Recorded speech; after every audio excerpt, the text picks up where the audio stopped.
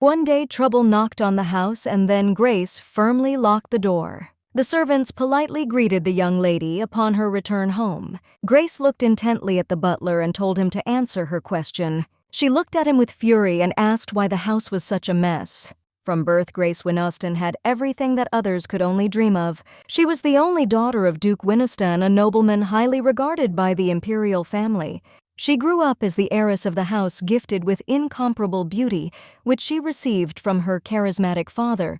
But more importantly, she had the power to protect everything she had. A year ago, an incident happened at the birthday party of the heir to the throne.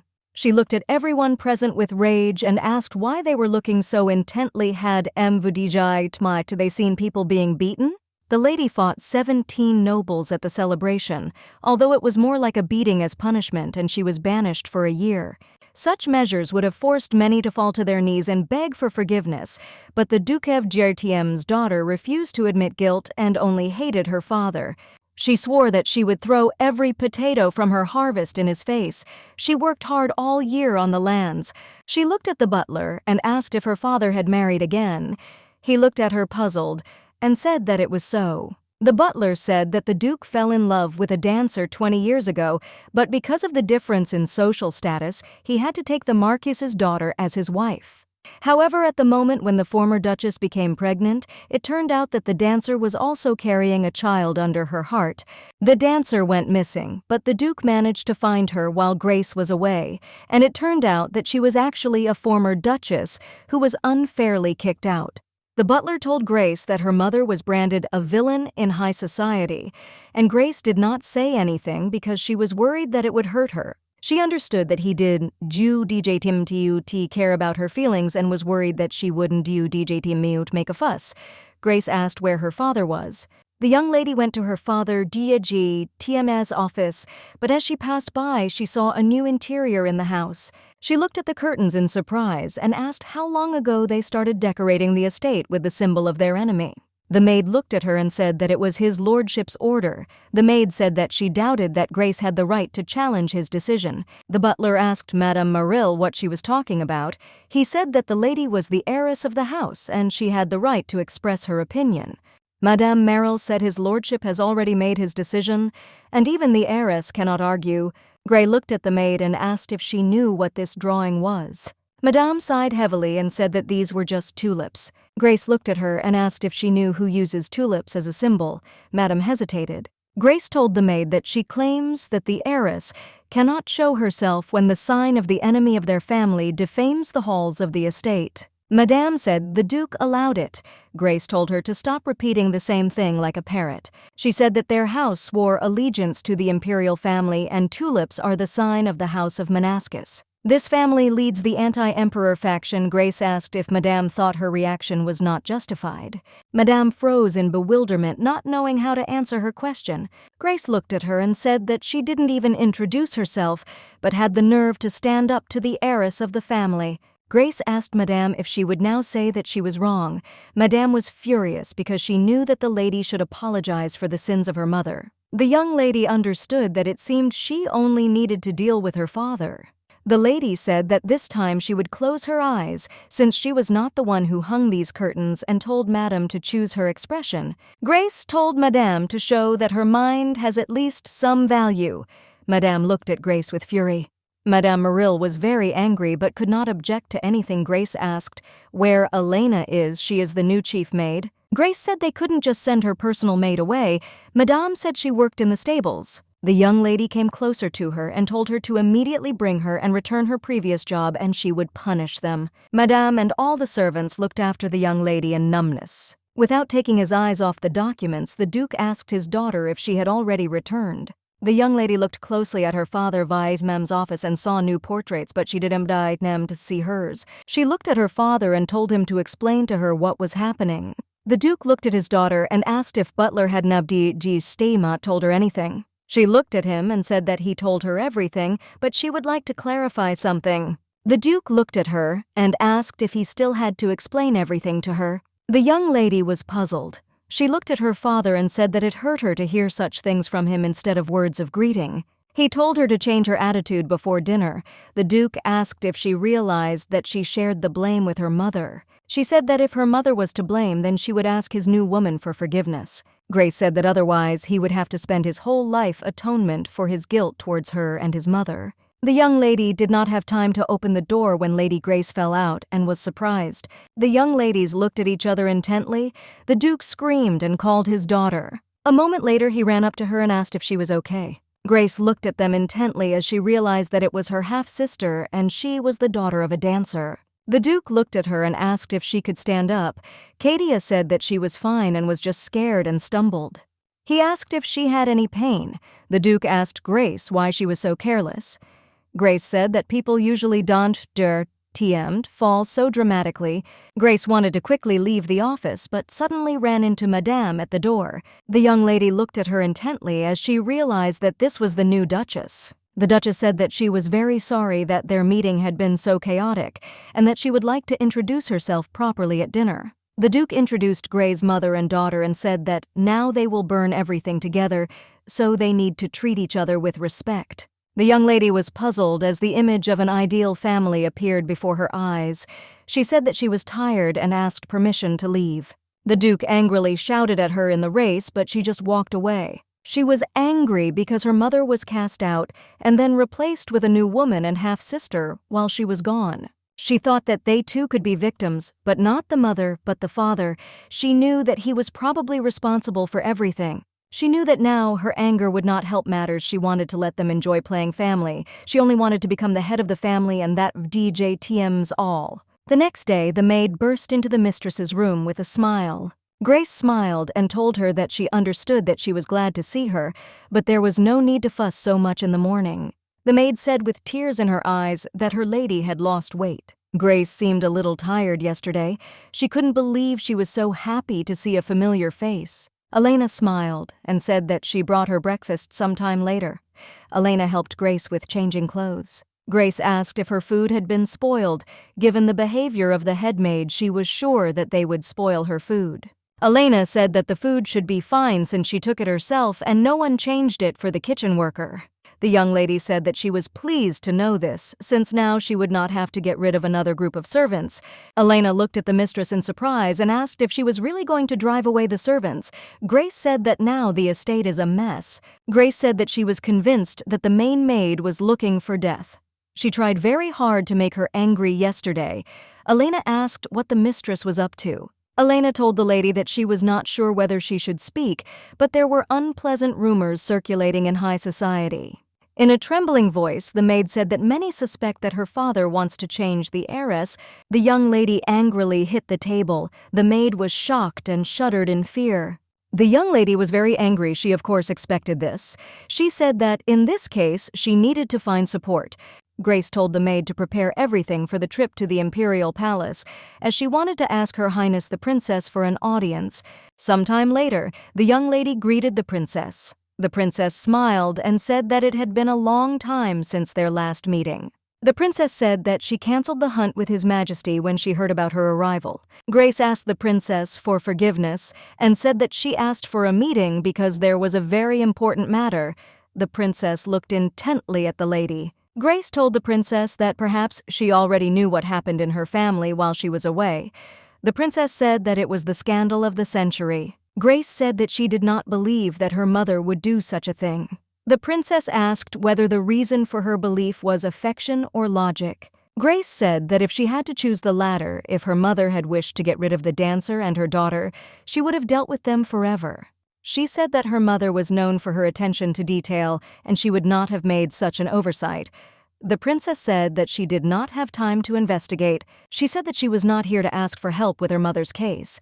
She said that she heard that her father wanted to change the heiress. The young lady said that her support system is no longer as strong, and she may have difficulty even getting help from within her family. The lady said that she asks the princess to put her wishes above her father's, despite all the rumors, since she is the Winoston family. The princess said that she heard the Duke loves his youngest daughter very much. She asked the lady if it hurt her because of this. Grace said that she never expected love from him, because she had nothing to lose. The princess said that times are difficult now, but she is still glad that Grace is back. The princess smiled and said that she would wait and hope for her victory. The young lady was glad that the rumors did not change the princess's opinion of her. She thought that somewhere inside she had allowed herself to become overly concerned about this possibility. A moment later, walking down the corridor, she noticed the silhouette of a young man. She looked to the side in surprise and asked who was there. The young man turned around, puzzled, and looked angrily at the young lady.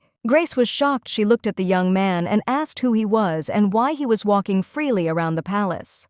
Coming closer, she didn't notice anyone and became wary. Looking out the window, she wondered if the young man was a magician. The young man sighed heavily and said that all this annoyed him. But still he understood that the young lady couldn't do anything to him. Grace was confused. She didn't to understand where he had gone. She was a little wary because her eyes met, and then he disappeared. She remembered his gaze and wondered if he really was running away. Grace understood that he looked too calm. She thought it would be better to ask the knights to keep an eye on suspicious characters. The young lady returned to the estate. She was politely greeted. She noticed that there was complete chaos among the servants. Grace looked at the butler and asked where Elena was, but the servant intervened. The maid looked at her with a grin and said that Madame is now getting Elena. The young lady was furious with what she heard. She did not expect this. A moment later, she asked the maid if this meant that Madame was beating Elena in the garden.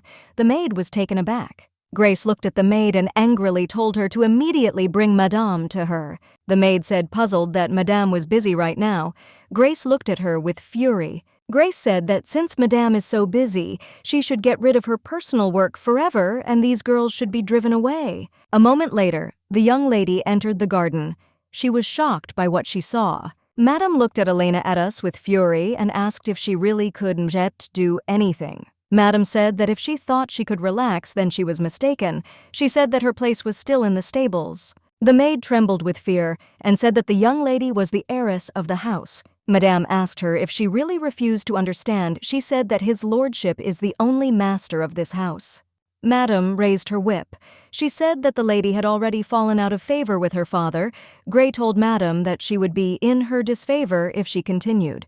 Madame stood up and politely greeted Mrs. Grace, noticed that Madame was impudent but knew her place. Grace understood that Madame was not mocking her, but she was not showing respect either. Grace saw that she had etiquette since she stood up as soon as she entered. Grace knocked over the chair and Madame fell. The young lady asked for forgiveness with a grin. A moment later, the young lady looked at the maid and told her to bring her a chair. Madame looked at the lady and said that she shouldn't behave like that because only criminals on the street do that. Grace said that she too can be considered a criminal. Madame asked in surprise how one could be proud of this. Grace asked her what she would do.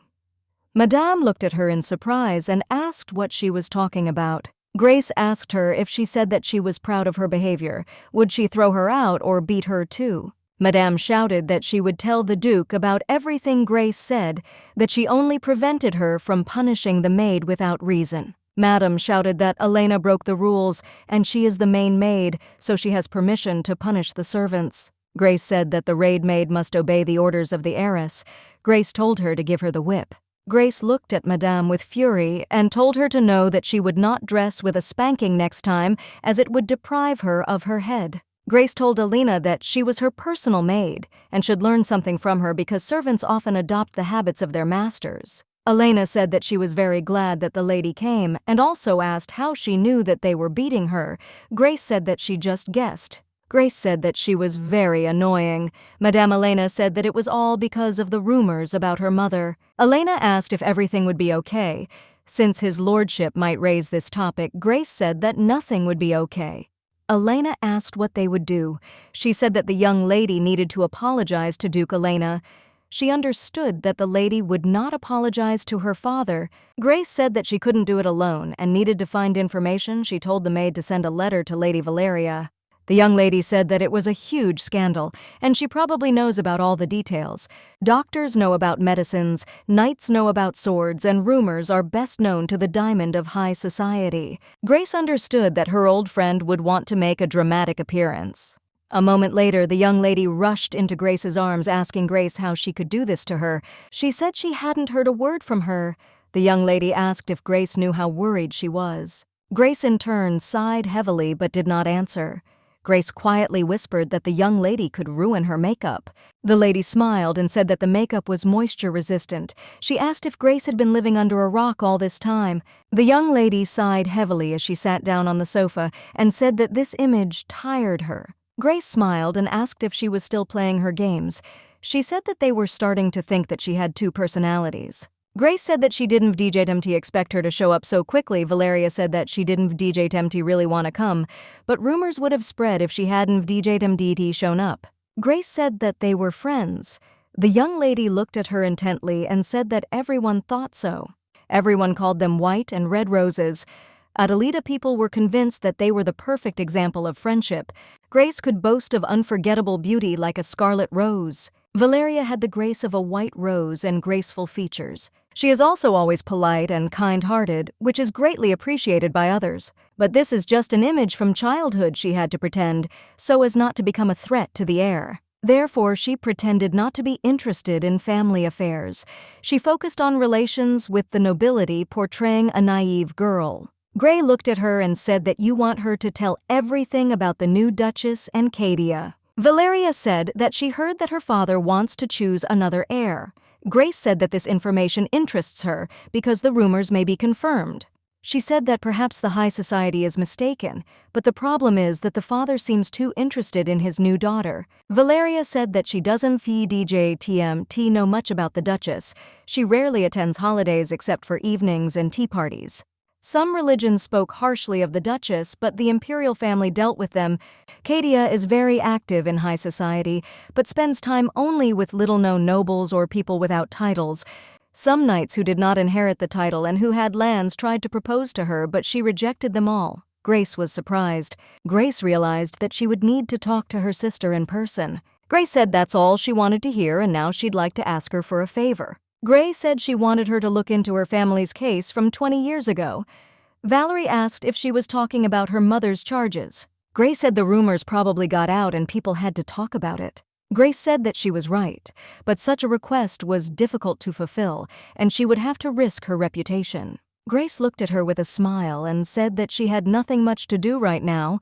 The young lady looked at her in surprise. Grace said that he would give her a good income plan and it would bring her a lot of profit. Gray said that she could tell her if she accidentally heard something interesting. Valeria said that she agreed. Grace said that she would only create it.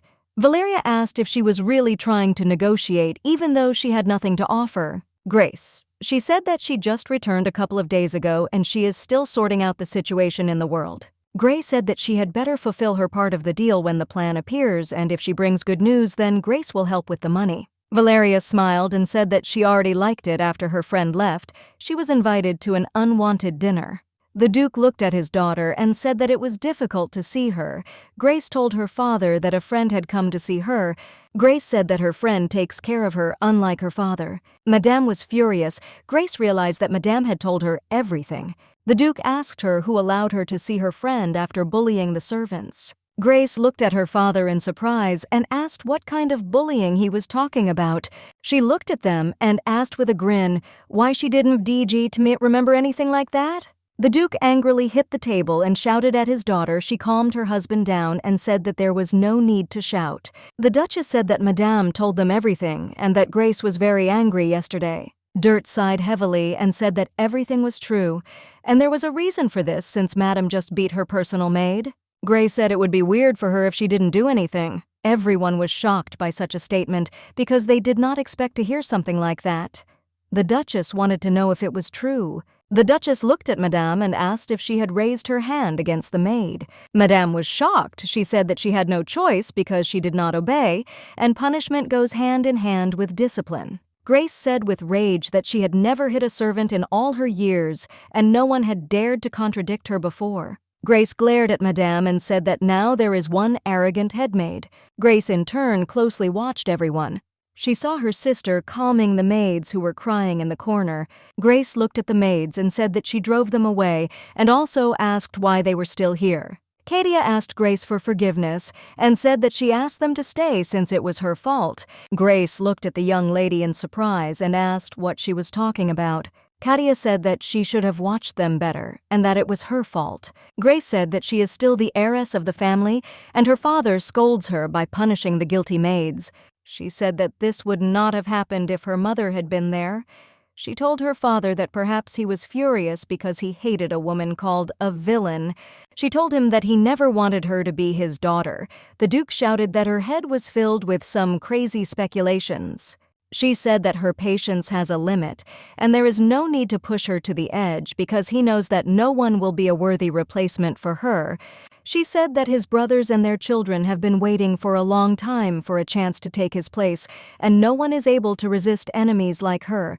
The Duke had to admit that no one could save the family. He knew that no one was able to repel any enemy except his Grace. The Duchess looked at Madame and told her to apologize to Grace. Madame and the Duke were shocked by this statement.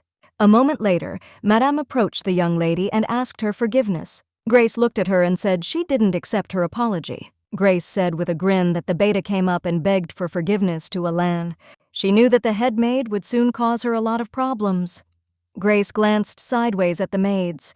Grace said that they can stay in the estate, but if this happens again, she will drive them out right now. The maids thanked the young mistress with a smile as they were very grateful to her. The Duchess looked at the young lady and called her with a smile on her face. She asked if she would like to have dinner with them in the evening. The young lady was confused. She understood that she should have accepted the offer because she wanted to get to know her stepsister better. Sometime later they were sitting and eating. The atmosphere was a little tense. The young lady pushed away one dish because she and her father couldn't stand it. The Duchess said that she was very sorry that Madame treated her badly. She said that she would definitely talk to her. Katia said that her mother did not want everything to turn out this way since her father constantly agrees with her mother Varditna Tem's words she did not know about the problem. Grace saw that her sister pretended to apologize for her mother, but she almost directly declared her father JTM as great love for her mother. Katia said that in the future they will commit fewer bruises because they are trying to learn etiquette as quickly as possible. Grace didn't answer. She didn't care whether they learned etiquette or not. Katia said that she is studying hard to become a noble lady like Grace. Grace said that you should not follow her example. The young lady hesitated a moment later. She said that it seemed like she would never be able to convey her thoughts correctly. Looking at Grace, she said that she wasn't trying to say that she wanted to surpass her. Katia said that she just wanted you not to see a noble lady like in Grace. The young lady looked intently at her sister. A gloomy atmosphere reigned in the room. Grace looked at her sister and said that she misunderstood her. Katia asked what she was talking about. Grace said with a grin that noble birth is determined by ignorance or etiquette. Grace looked at her father and asked if what she said was true.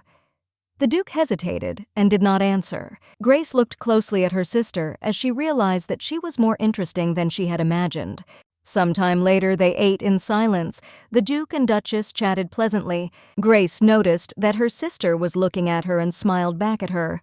The young lady looked gloomily at her sister. She didn't and even hear anyone calling her. The Duke called her again. He said that her birthday was next month. He asked if she had decided on a gift. Grace was a little confused because he remembered Kadiav JTM's birthday, although he didn't VJTMT even know anything about hers. The young lady smiled and said that she didn't need anything because she already had more than she could imagine. The Duke said that she probably still wants something. The young lady looked at her sister and said thoughtfully that, in truth, there was something that she wanted. Katia said that one day she saw her sister's library and thought it would be great to have all those books. Gray knew that this was a very tricky request, since her library was considered one of the most extensive among noble families. Grace said that she can take it for herself since her office has everything she needs literature and she doesn't FUDJTMT need a library. The young lady was surprised, but at the same time annoyed by her sister's answer. The Duke looked at her and asked if she wanted anything else. She said that she got more than she expected. Grace said that they could arrange a holiday. The Duke asked her what intrigues she was weaving this time. Grace said she was just suggesting that we have a celebration in her honor that would look like a debut. Grace looked at her sister and said with a grin that this was her first birthday as a member of their family. Katia stared at her sister. She was very angry with her. Grace said it was her first birthday, and there was no way they could ignore it. For a moment, there was dead silence in the room. No one said anything. A moment later, the Duchess said with a smile that she thought it was a wonderful idea. The Duke asked his daughter if she agreed with this. Katia said that she certainly agreed, although she was not sure that she deserved it. Grace, leaving with a smile, said that everything had been decided and they would have a celebration. The maid looked at the lady and asked why she continued to bother his lordship. She told the lady that she could pretend to be nice to please him. The Duke treated Katia very well. Grace said that she does not want to participate in such a thing, much less serve, since she is an heiress. The maid was a little puzzled by the mistress J. Tim's words because she thought that it could be done differently. A moment later, Grace wrote a letter. She looked at the maid and said that she fought every day to become stronger. Elena looked at the lady puzzled and asked what she was talking about. She said that she was becoming more influential because it was the only way she could raise her head and fight back those who mocked her. Grace said there was no reason to try so hard otherwise. Looking at the maid, she said that she will always try to protect herself, so she needs to work. Grace gave the letter to the maid and said that the beta sent it to the house of Count Luxon. She knew that beauty fades over the years, son, and power does not matter. Before those who have higher status, she knew that only she could save herself, since only she was responsible for her life until the very end. The maid brought her lady a letter from the Winoston house. Valeria thanked her. The young lady was dumbfounded by the contents of the letter a moment later. She said with a smile that Grace was a fox after all. The lady told the maid to find someone who could help with the details of the contract since she and Grace were going to start their own business. Valeria told the maid to ask the silk merchants in the capital to prepare the fabrics, as she would soon place a large order. The maid said, puzzled, that silk was in low demand. Valeria told her not to worry, because he would soon become very valuable. She knew that it was unpleasant to admit it, but her friend DJ TM's plan would work. She knew that she also needed to prepare for the holiday. Grace might not have known at all what they preferred to wear now, because she was the one who set the fashion. Valeria sighed heavily as everything irritated her, but still she sincerely wished her friend good luck. She hoped that Grace would not suffer a crushing defeat. At the Winoston estate, preparations were in full swing. Everyone worked for the holiday in honor of Katia's birthday. Therefore, Madame stopped quarreling with Lady Grace, but contempt and resentment were still visible in her eyes. Katia and Grace hardly saw each other. The heiress no longer came to family dinners. A few days later, the princess again formally summoned Grace to her Imperial guards. The princess looked at the young lady and said with a smile that she was very glad to see her. Grace bowed and said that it was a great honor for her. The princess smiled and said that now she understands where all these rumors came from. Grace looked at her in bewilderment. The princess said that they say you need to see her beauty at least once, otherwise you can DJ Temti say that life is full. The princess said that she was really glad that the lady had become an Imperial guard and that she had something to do for her. The princess said that recently people with scarlet hair living in the capital began to disappear. The young lady was puzzled by what she heard. She asked if people with only scarlet hair were disappearing. About 200 years ago, a terrible belief spread throughout the empire that people with scarlet hair would bring death to the imperial family. The princess said that His Majesty assumed that the disappearances were related to a superstition. Grace said that these were just rumors. The princess said that this is so, but all the rumors become reality in the minds of those who believe in them. She said that if someone decides that the imperial family is behind the disappearances, Grace said that people will stop trusting the ruler. If this happens, opponents of the imperial family will take advantage of the situation. They have long tried to overthrow the first family of the state. The princess said that there is reason to suspect the House of Manascus because they have magic. Well, they will have problems if the House of Manascus is involved. The young lady said that investigations are always difficult when it comes to magicians. The princess smiled and said that DJ why she invited someone who could be useful. The young lady turned around a moment later and saw the young man. She was puzzled and looked at him intently because he seemed familiar to her. She was puzzled and wondered when he came, since she didn't hear him. The princess said that the young man's name is Riku and he is a commoner. Grace stared at him without looking away. For some reason, Grace thought she had seen him somewhere. She was confused. The princess introduced the young lady and said that she would help the young man with the investigation. Looking at him, Grace realized that he was never a commoner. It had been a long time since she had met someone who would have caused her alarm by his mere presence. She looked at the princess and asked who this man was. She also asked if he was related to Manaska. The princess hesitated. The young man looked at her and asked if there were magicians who were not connected with Manaska. Grace looked at him in surprise. The young man said that all wizards belong to the Liberton bloodline. Magic originally flowed in the veins of the Liberton clan, but the blood of this clan mixed with someone else, JTMS, and lost its characteristics. She looked warily at the young man. Grace looked at him furiously as she wondered if he was mocking her. The princess told the young lady not to draw the sword since it does not belong to the house of Manascus and is weaker than it seems. The young lady looked intently at the young man. A moment later, she said that he was a real wimp. The princess laughed. The princess said that he needs to learn a lot since he is a commoner, and asked the young lady to help him with this. The princess looked at them with a smile and said that she hoped they would get along. A moment later, the young people found themselves alone. There was an oppressive atmosphere between them. Grace looked at him and asked if they had met before he said that they had not met. Grace looked sideways at him and told him to follow her, as Her Majesty told him to teach him. She said that he probably doesn't know the palace well and still needs to learn the rules so that the nobles don't condemn him. The young man ran forward and the lady looked after him in surprise. Rick said that he didn't need it. Grace looked at him in surprise. Rick said that he is a commoner and a magician, and he does not need the rules of the palace. Grace looked, but he had asked who he worked for earlier. Rick said he was just messing around at home. Rick looked at her and asked if he could go. Grace said he couldn't go. Rick said that he could just tell the princess that she taught him everything. Grace angrily asked if he was offering to deceive the princess. She asked him how he could even think about lying to the person he served and how he could involve her in his nonsense. Looking at the young man, she said that Her Majesty VDGTM's decree is a decree of the Empire itself. The young lady sighed heavily a moment later. She said that she needed to at least study the basics. She said with a grin that she would show him the whole palace first. A moment later, she took his hand and pulled him along. Rick was in shock. He screamed for her to stop. Rick asked the princess not to invite him to the palace when that woman was here. The princess was surprised and dumbfounded and looked at the young man.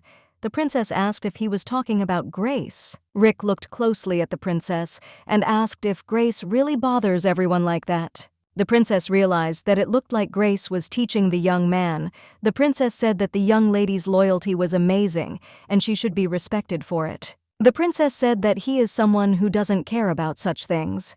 Grand Duke Rankle Liberton.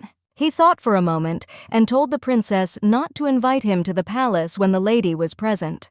The princess looked after him in surprise and asked if that was all he wanted to say. Rick said that he would leave immediately if he saw her. The princess looked at him in surprise. The princess said what he could do and so on until the investigation into the disappearances began. A moment later, the young man finally left the Princess DJTM's office. Rankle Liberton, Grand Duke. Liberton. Many magicians ignore politics and titles, but Rankle simply refuses to respect such things. Even his own father scolded him for speaking to the emperor as if they were old friends. And when visiting the palace, he pretended to be a commoner, all this because he simply did not want to keep up appearances. Grace is loyal to the Imperial family, and she is obsessed with the duties assigned to the nobles. It's fair to say that young people are complete opposites. The princess remembered how a few minutes ago he told her not to invite him to the palace when that woman was here. The princess was surprised because she had never seen such vivid emotions caused by someone. The princess thought for a moment because she realized that this would be very interesting. She knew that they were opposites of each other, and she was wondering what would happen next. The young lady slowly walked up to her room. As she walked, she thought about the young man who said that he was just a magician and a commoner, and he didn't need the rules of the palace. The maid looked at the mistress and asked if something was wrong. Grace, puzzled, said that she remembered one eccentric. A moment later, she saw that the door to the room was open. She asked the maid if someone had arrived at the estate. The maid said that the tailor came to help the lady prepare for the holiday. Grace said that it did not concern her. A moment later, they turned around and walked in the other direction. The Duchess saw Grace and said with a smile that it looked like she had returned. The Duchess said that they were just choosing an outfit for Katia. She asked Grace if she would like to join. She did amvu DJTM want to go to them at all, but she needed to find out what kind of clothes they would wear since they were having a celebration. A moment later, she looked at the young lady, in shock. She was at a loss, and did not understand what she was dressed in. Katia asked Grace with a smile what she thought of the outfit. Grace was shocked by the outfit.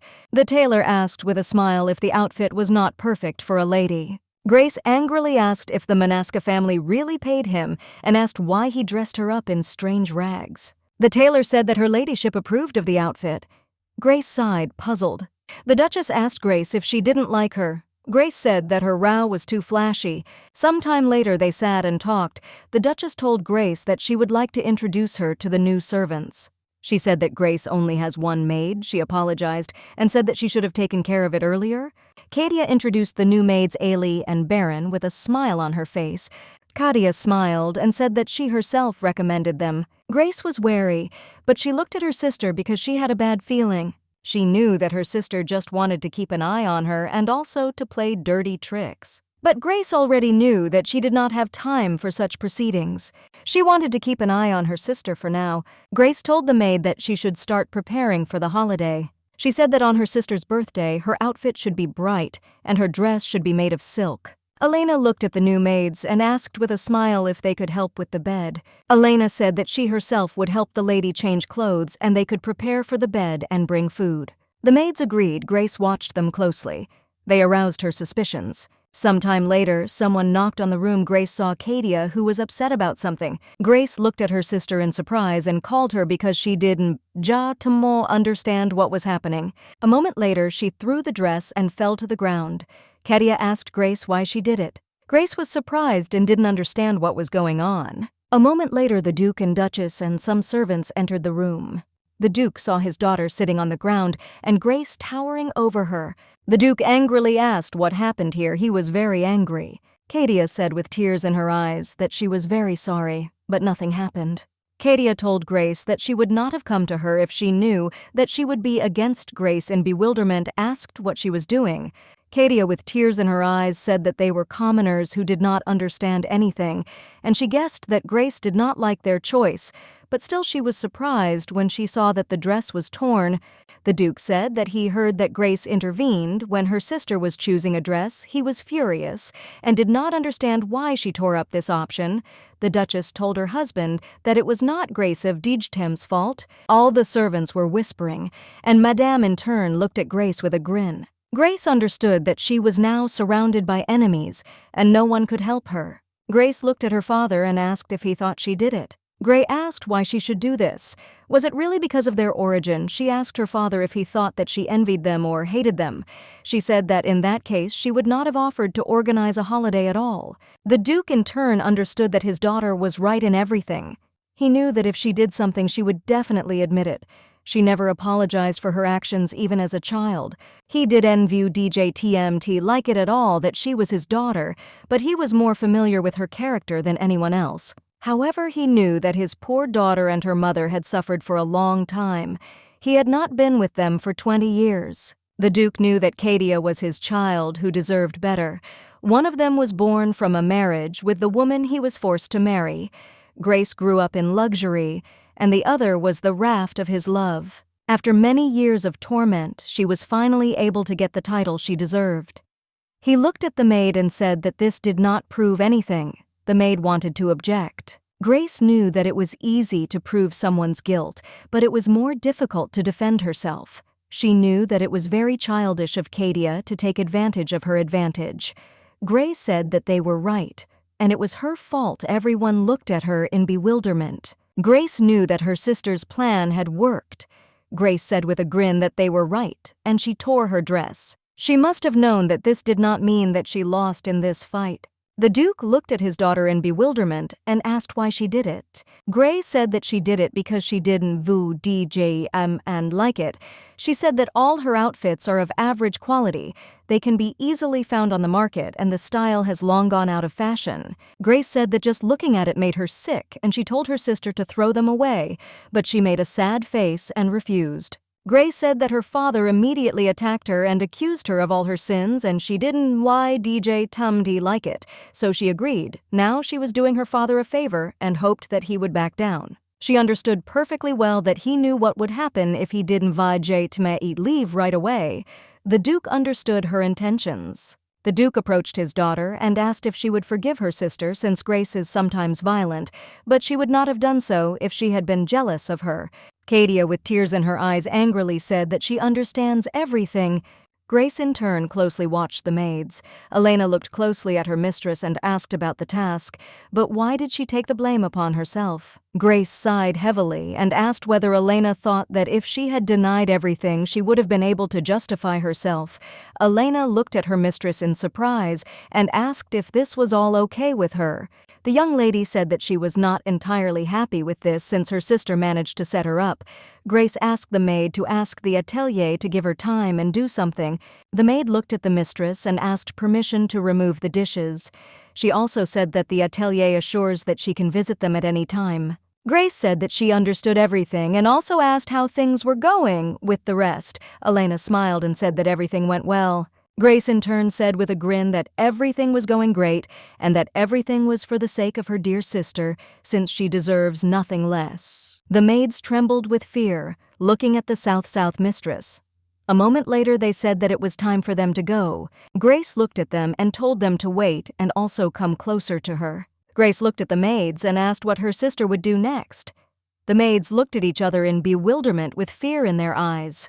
They looked at the young lady and asked for forgiveness, said that they did not know Grace, said that Cadia sent them. She asked if they were not privy to her plans. The maid, puzzled, said that everything was not as they were taught to be faithful to Grace. Grace looked at them with a grin and said that they were silent yesterday. The maids looked at the young mistress in fear. Grace said that she gave them another chance. Grace said that they were maids, so they couldn't attempt to go against Cadia DGATM's orders. She looked at them with a fierce look and said that there would be no more attempt. The young maids were taken aback and watched the mistress with fear. She looked at them and said that now they can go. Elena looked at the mistress and asked if she thought they would tell her everything Grace said, that this would be a warning to her. Grace knew that it didn't matter if her sister found out about this, but she would make her understand something. Sometime later, the young lady sat and read the letter intently. She was puzzled because she knew that someone must have silenced people 20 years ago. She understood that almost no one knew anything about what had happened. Then she realized that it seemed that everything would be more complicated than she expected. She understood that, of course, no one would allow society to gossip about it. Since the scandal affected the Duke's family, she still wondered if everything was being hidden too carefully, since it went beyond what her father could do. The young lady wondered if someone else was involved in the game, but still she did not understand why this was happening. Sometime later, while going about her business, she came across her sister. Madame greeted the young lady with a smile. Grace asked the governess if she had finished her lesson with her sister. The governess smiled and said that she had just finished everything. Cadia looked at her sister in surprise. Grace looked at Cadia and asked how it went. Cadia said with a grin that she is still studying but is trying very hard. The governess smiled and told Grace that she cares about her sister very much. Grace, looking at the portrait, smiled and said that she was her sister and they would have to manage the family. The governess smiled and said that she understood everything and also said that it was time for her to go. A moment later, the sisters were alone. Cadia watched her sister closely. Grace told her sister that she was very diligent. Cadia said that she was, and she hoped that she would not harm the family. Grace looked at her sister with a grin and said that means she wouldn't harm her family, since that was good because she obviously didn't care about such things. Grace looked at her sister and said that she was an heiress who out of envy had harmed her sister. She asked her sister if she was really seeking this mark. Grace glared at her sister and called out to her. Grace angrily told her sister that she had gone against her, but she still understood it. Grace looked at her and said that she could try to win her father GGTM's affection at any cost, but there was no need to get under her feet. Cadia drooped. She didn't DGTM to know what to answer. Cadia really wanted her father's love, but that's not all she needed. The attention of others. That's why she's trying to get rid of anyone who gets in the way, so people will turn their attention to her. Grace realized this yesterday, and for this reason she figured out how to deal with her rude sister. Katia walked up to the large portrait and gazed at her sister. She was furious because her sister annoyed her very much, and she wanted to end things with her quickly. Late in the evening, Grace came into the room where the dresses were. She knew that now it was time to show why everyone called her crazy. The next morning, the maids froze in bewilderment. They were in shock because they didn't know what happened. The maid looked at Madame puzzled and asked what they should do now. Madame Moril frowned and said thoughtfully that Lady Grace did it. Sometime later, the Duke and his family entered the room and angrily asked what was happening here. Katia was trembling with anger. The Duke angrily shouted to the servants to immediately bring Grace here. Katia fell to the ground. She was shocked by what happened. She was confused because she didn't even know that Grace would do such a thing. Grace looked at her sister and asked what happened with a grin. The Duke looked at his daughter angrily and told her to immediately tell them what happened. Grace looked at her sister with a grin and said that she didn't seem to know what he was talking about. Katia was shaking with rage and could barely hold back her tears. The Duke said with rage that he knew that it was she who did it. She looked at her father and asked why she needed to do this. The Duke said that she was offended by her sister. Grace smiled and asked what kind of offense she was talking about. The Duke looked at her and said angrily that 2 years ago he stopped short and did not finish the sentence. The Duke turned around and saw that everyone was looking at him in bewilderment. Grace looked at her father and asked with a smile if he was talking about that story with the dress. She said that she had already taken the blame upon herself. Grace said with a smirk on her face that she kept silent about the fact that she was framed. Grace asked why she would do this, if she knew that she would be accused. Grace said that even she became interested. She pointed her hand at her sister and said that perhaps it was she who tried to discredit her name 2 days ago. Grace looked at her sister and asked if she was saying it right. Katia looked at her dumbfounded but didn't answer. Grace walked closer to her sister and asked her with a grin what she thought about this. Grace said that she offered to organize a holiday for her, donated a library, and even wanted to find new dresses since something happened, and asked the Froze Atelier to accept them because they have the best outfits in the capital. Grace looked at her sister and asked with a grin if she really thought that it was she who tore the dress. Katia looked angrily at Grace. The Duchess froze in bewilderment. She said that even she could not get a reception from the Froze Atelier. Grace calmly said that she knew the owner of the atelier. Atelier Froze is very popular among the nobles. Records can be waited for years. But for Grace, the studio makes an exception because she inspires workers.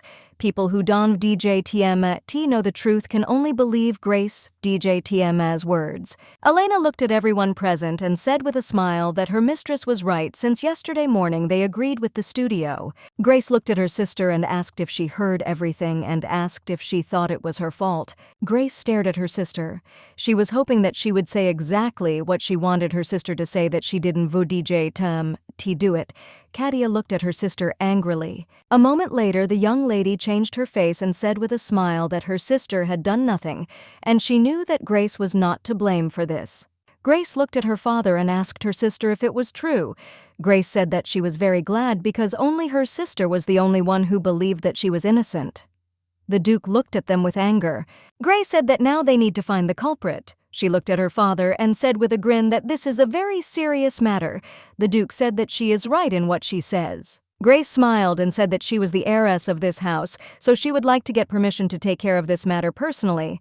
She said that she would certainly find the culprit. The Duke sighed heavily and still agreed with his daughter. Katia looked intently at her sister while the maid encouraged her. Grace said with a grin that her father wants the criminal to look for the criminal, and this is very funny. Katia froze in shock and bewilderment. Grace said it was her. Grace told Katia that she hoped Katia wasn't so naive as to believe that someone else was involved. The maids looked puzzled and angrily at the young masters. Grace looked at her sister and asked if something had really happened. She angrily asked her sister if she thought she could pin the blame on her and live in peace. Katia told her sister that she could not even imagine how much that dress meant to her. She said that this was her first gift that she received at the estate. Katia told her sister that she was petty. Grace asked in surprise if she really thought so. Grace looked at her sister with contempt and said that she deserved it. Grace walked up to her sister and told her with a grin that next time she should accuse her of something more serious. Katia looked at her sister in shock and asked what she was talking about. Gray asked with a smirk on her face, how about trying to poison Grace? Said that then she could start spoiling her food. Grace told her sister to make a list of what she wanted done in her sleep. Grace said with a grin and anger that she promises that she will fulfill all her wishes. The young lady looked at the maids and said that last night someone ruined her sister's dress. Grace looked at the maids and said that she assumed that this man worked at the estate. She said that the criminal tried to prolong her crime. All the maids looked at the young lady in horror. She looked at them and said that she was now looking for the culprit. But as soon as the culprit is caught, she will vaporize him and shame him right in the square for everyone to see. The maid looked at the young lady and said that the dresses she ordered a few days ago were ready to be tried on. Grace told the maid to tell her that she would personally come, and she also told the maid to carry the clothes. Elena looked at the mistress and asked if she was planning to accuse the servant of a crime. Grace sighed heavily and said that of course she was not going to do that. She said that her father knew that she did it. Grace said that he didn't pretend to say anything only because of his beloved Katia, who refused to blame her. Grace looked at the maid and said that she needed her to tell the maid something. Elena looked at the mistress in surprise and asked what she was talking about. Grace told her maid to spread the word that she had found the culprit, but did not want to reveal his name for the sake of the family's honor. Elena looked at the mistress and said that she was very noble and kind. Elena said that she thought she was too worried. Looked at the maid and asked with a smile if she really decided to argue with her. Elena smiled and said that she did not intend to do this and would tell everyone everything. Sometime later, the young ladies were sitting in the studio and having a casual conversation. Valeria looked at her friend and said that she was so merciless. Valeria asked how it was possible to tear all her dresses. Grace looked at the young lady and said with a smile that she always knew that she was very cruel. Valeria asked what her sister said to this incident. Grace said that her sister had not said a word in recent days, and she was probably coming up with a new evil plan. Valeria said that it looks like she decided to give up the fight. Grace asked in surprise whether it was because of such a little thing that she decided to give up everything.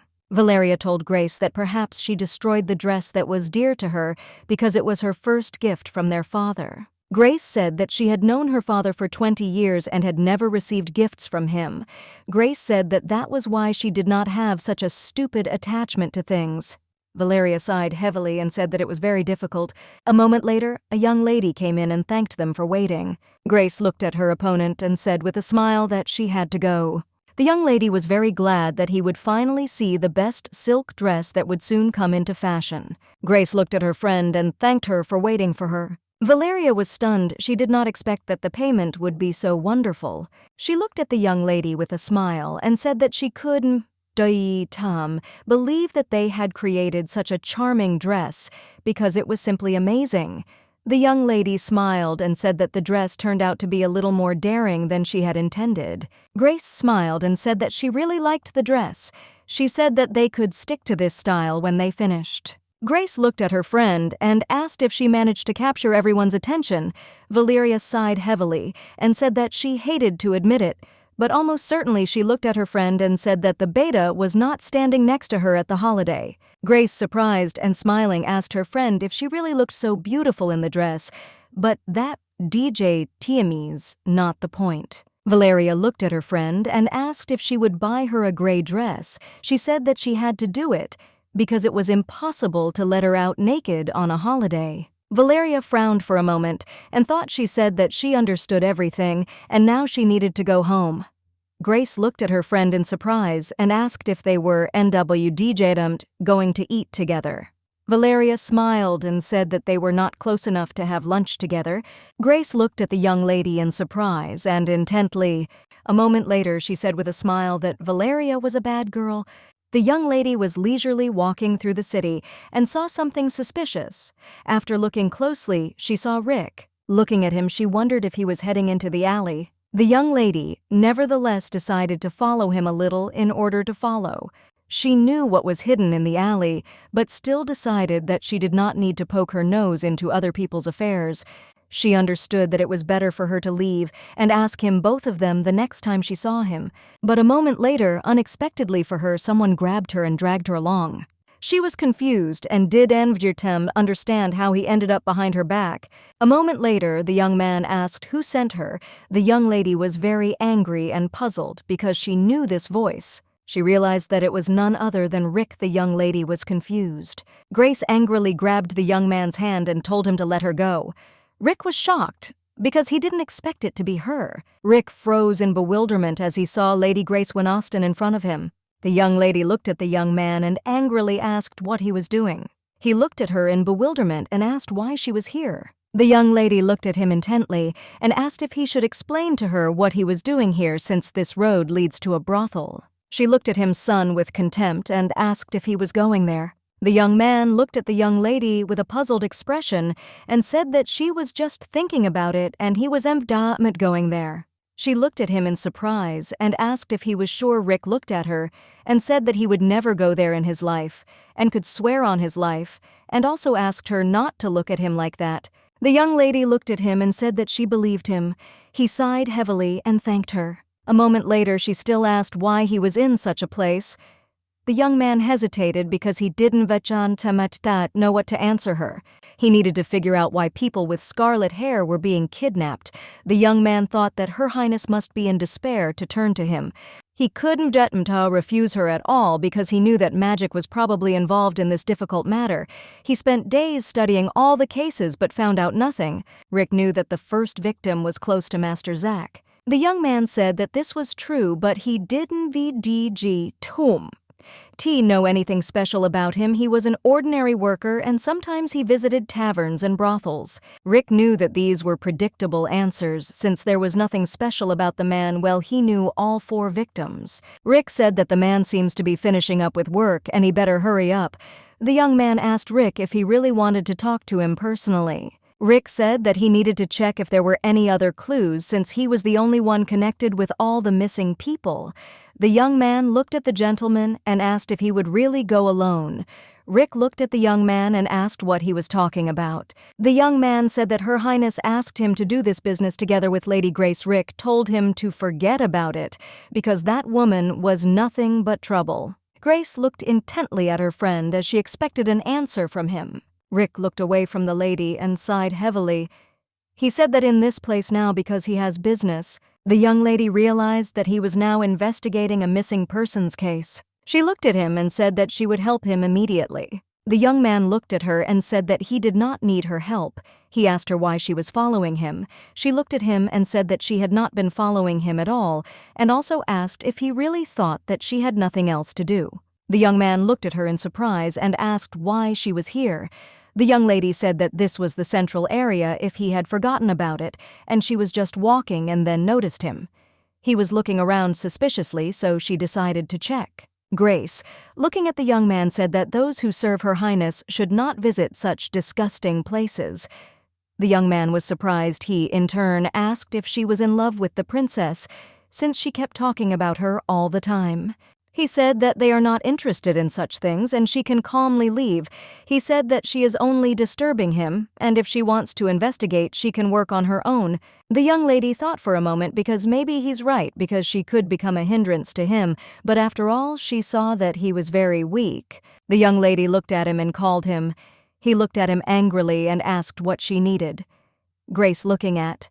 The young man said that the world was quite harsh, so he needed to be careful. The young man looked at the young lady in surprise. Grace looked at him and told him to let her know if he needed her help. Rick sighed heavily and said that he wouldn't need her help at all. Rick looked after the young lady in surprise. He understood that he would never be able to understand her, but still he understood that he would not have to do this. Sometime later, the Duke shouted at all the servants and said that everything must be perfect, since Her Highness will be at the holiday. Grace in turn looked intently at her father.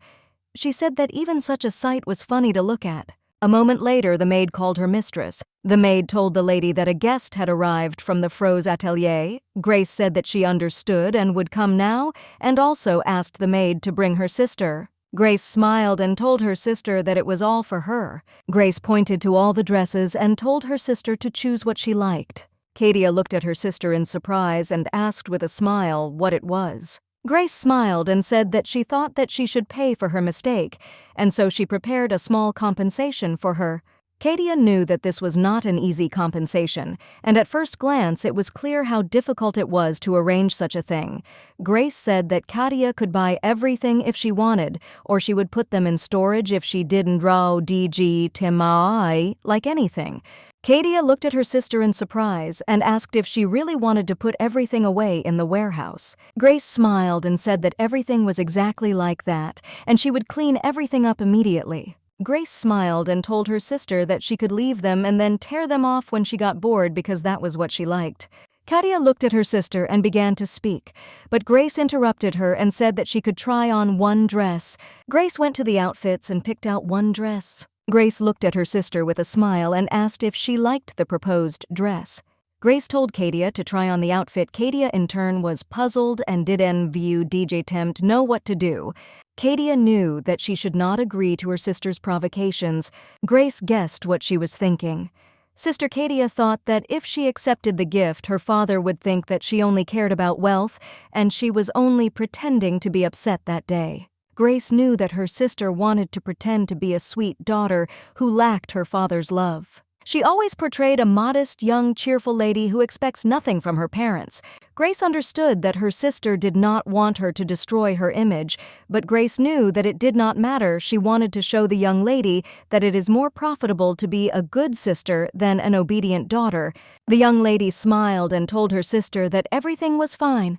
Grace thought for a moment and said that it seemed like they had a problem. Grace asked her sister if she did jam, like the dress. She asked if they should invite people from another studio. The young lady said that it is not so easy. She cannot accept such an expensive gift. All the maids closely watched their mistress. They were amazed by her, as she was very modest. Madame Moril in turn looked at the young lady with a smile, as she was proud of her. Madame looked at Grace with contempt and anger, as she in turn was very vain.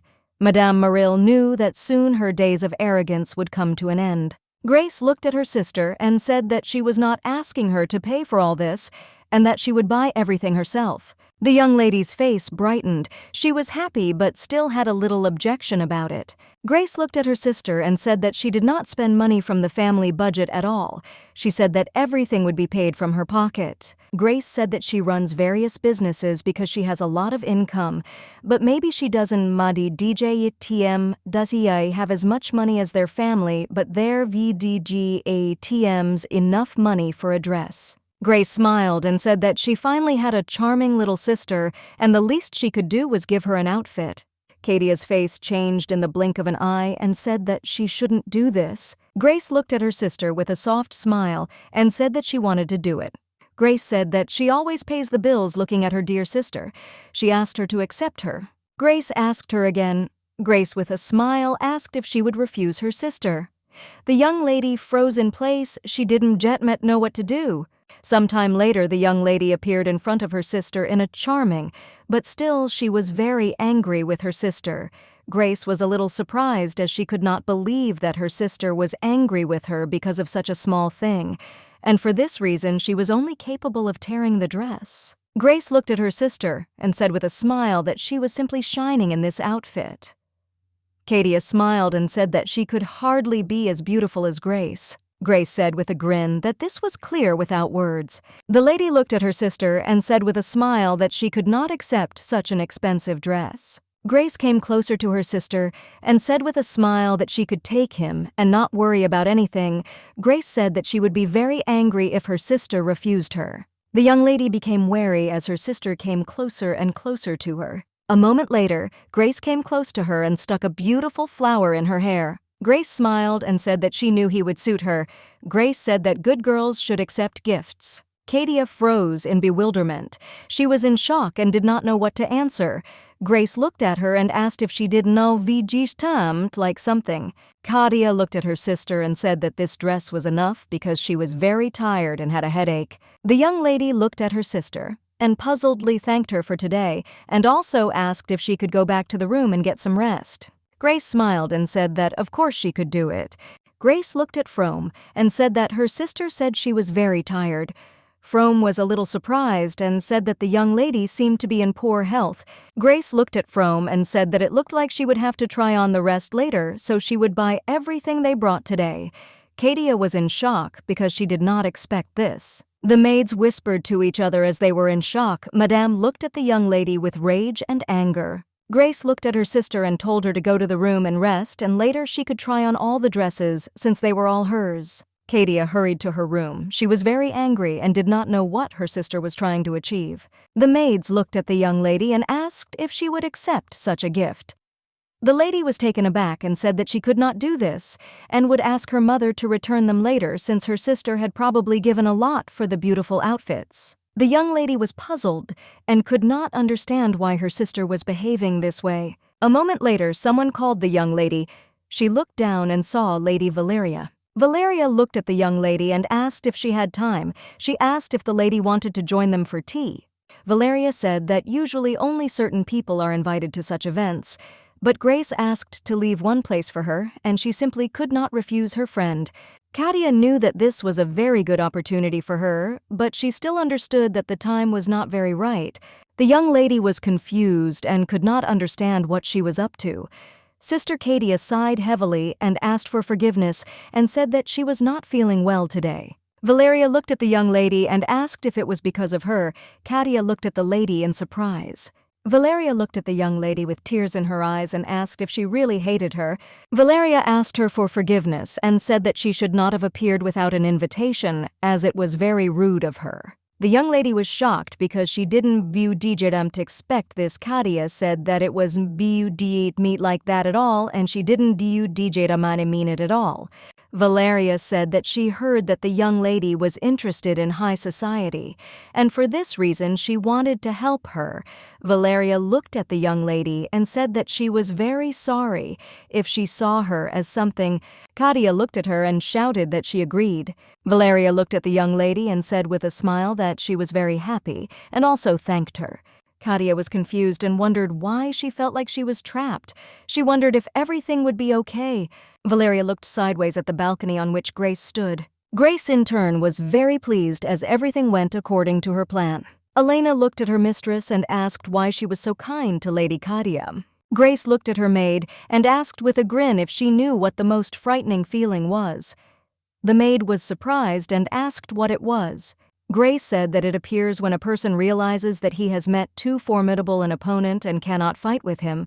Grace said that therefore she will show her all the beauty of the world by giving her the most expensive outfits, and then she will understand that she will never compare with her. Grace said that feelings of inferiority would consume her and she would fall into despair. Elena looked at the lady and asked her permission to share her thoughts. Elena said that at first she was very worried that Lady Katia would harm her using their father's support. Grace looked at the maid in bewilderment. Elena smiled and said that now she understands that there is no reason to worry about her mistress. Grace approached her maid and with a smile told her to repeat it again while she called her a joker. Katia sat at the tea party absorbed in her thoughts. She wondered what her sister was up to. Katia was confused because her sister unexpectedly showered her with gifts and allowed her to visit such a place. She felt lousy at heart. The young lady looked at Katia and asked if she liked the cookies. Katia was confused because she did not know the young lady who was addressing her. The young lady looked at her and said with a smile that her name was Magnet Yaron. Magnet said that she studied at the military academy with Grace, and she was one of the best groups. Katia was a little surprised that the young lady studied with Grace. She knew that the young lady's family was one of the 7 who occupied the highest places in the Imperial Council of Elders, and she also studied with her sister. Magnet smiled and said that Grace helped her a lot at the academy, so she is very close to her. Magnet said that it was an honor for her to meet Katia. Katia was confused and didn't seem to understand what was happening. She smiled and said that she was flattered. Magnet is that she was supposed to greet her, but was afraid that she would disturb her. Katia said that everything was not like that at all. Magnet said that they could all just wait for an invitation, and Katia in turn decided to join herself. Magnet said that of course Lady Grace was kind enough to choose them, and that DJ Times how they met. The young lady was a little puzzled because now she understood what kind of strange sensation she had felt earlier. Magnet said that this is a very great honor, since everyone even in childhood craved Lady Grace's attention, and they are all grateful that she allowed them to become acquaintances. The lady smiled and said that it was so she was very excited. Katia now realized that absolutely everyone had started drinking, and belonged to Grace. She knew that this woman was simply terrible. Katia understood that Grace never needed her father's love, and this irritates her very much. She knew she had to work harder to tarnish her honor and ruin her reputation. Katia understood that she still needed to consult with Madame in order to make the right decision. She knew that she had to disgrace her at her own holiday. Valeria looked closely at the young lady. Katia looked at Valeria and said with a smile that it was an honor for her to attend their tea party. She smiled and said that it was time for her to go home. Valeria set her up with a gesture. Valeria looked at the young lady and said that she wanted to tell her something. The young lady looked at her in surprise because she did not understand what she wanted to tell her. Valeria smiled and told her companion to try and not quarrel with Grace, since she is not her equal at all. Katia smiled and, looking at the young lady, said that it seems that there was some kind of misunderstanding. She said that she values Vodj, her sister, very much. Valeria looked at the young lady and asked with a smile if she wanted to hear the story about the one who tried to harm Grace. Valeria said that Lady Grace was using her. The young lady looked at her as if she was bewildered. She asked why she was telling her all this. Valeria said that she was just warning her because Katia reminded her of that girl. I said that Grace has one frightening feature. She uses people as if they were her chess pieces. The young lady froze in bewilderment. She was shocked by such words. Katia did not respond to such words and simply left silently. Valeria looked after her intently. She said that the girl would not listen to her words, but she still knew that it was not important. Valeria knew that the young lady would understand everything when she experienced it for herself. Sometime later, the young lady arrived home. Katia was confused and very worried. She did not know what the young lady already meant. Grace looked at her sister and asked with a smile if she had fun. Katia looked at her sister because she didn't know what to answer. For a while there was an awkward atmosphere between them. Katia smiled and said that everything was excellent, and thanks to her sister she met so many people, they were all kind, and she realized that she still had a lot to learn. Grace smiled and asked if it was true. The young lady smiled and said that was why she would do her best while studying. Grace smiled and said that she doesn't just need to learn everything, she just needs to know how to control them, then all their knowledge will become hers. The young lady was confused and did not answer anything. Grace looked at her sister and said that she needed to rest at her place, but still she should not forget her words. The young lady furiously clenched her fists and said that of course she would remember them. Madame saw her lady and ran to her in a hurry. Madame asked the young lady if she was okay, as she saw her puzzled expression. Madame was furious because she knew something had happened.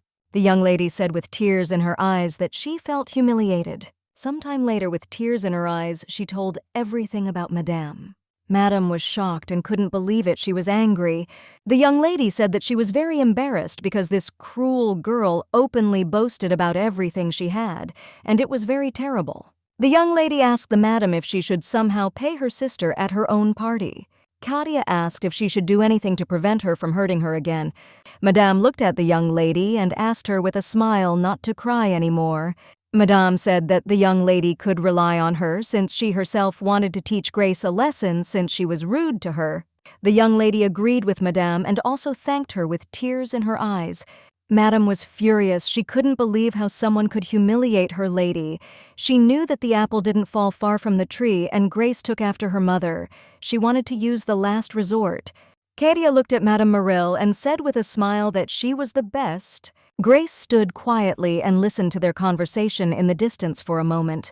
She frowned and thought. Afterwards, the young lady performed her duties and also trained without any incident. The maids whispered while looking at the young mistress. They said that she was not a person at all, since she was constantly checking papers in the office, interrupting only during training and meals, and yet she did not look tired. One of the maids said that there was still a reason why she became the best academy graduate. They said that she was very beautiful and you just had to look at her beautiful skin. The maid looked at her friend and asked if she thought that her skin would become as fair if she spent more money on care. The maid smiled and said that definitely not, and she would be lucky in the next life. The servants were rushing about as everything had to be perfect since there were only 3 hours left before the holiday.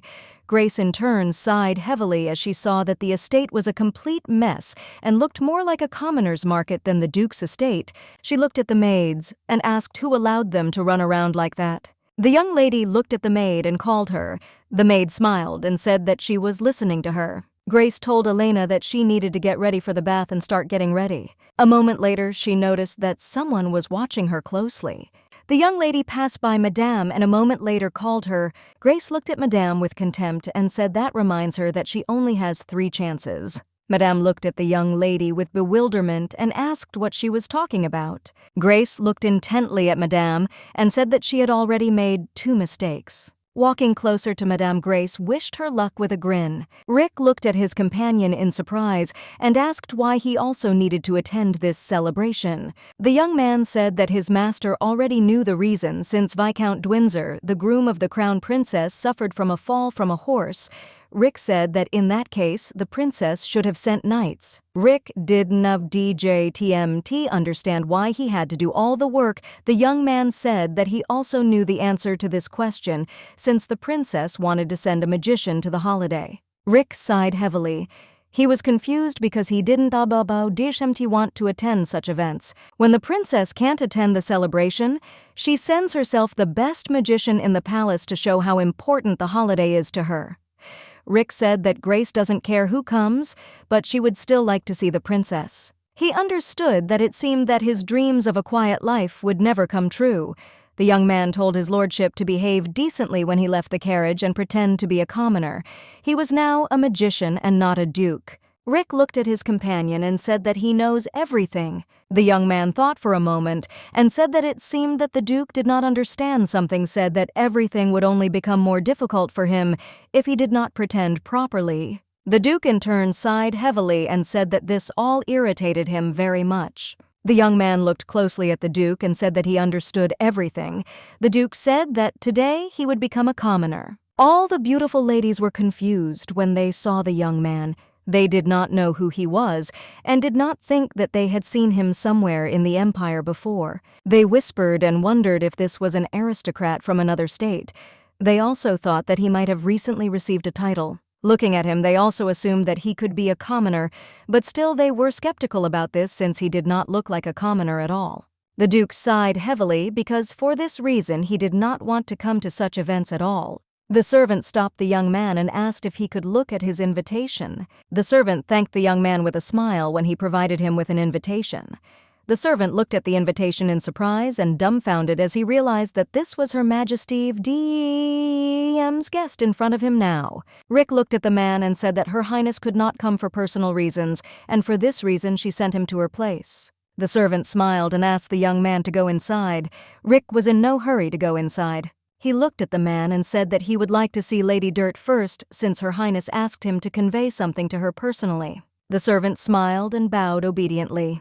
He told the young man that he would immediately take him upstairs. The young man was shocked since his master did not even remotely resemble a commoner. Rick noticed that inside the estate everything was the same as on the street.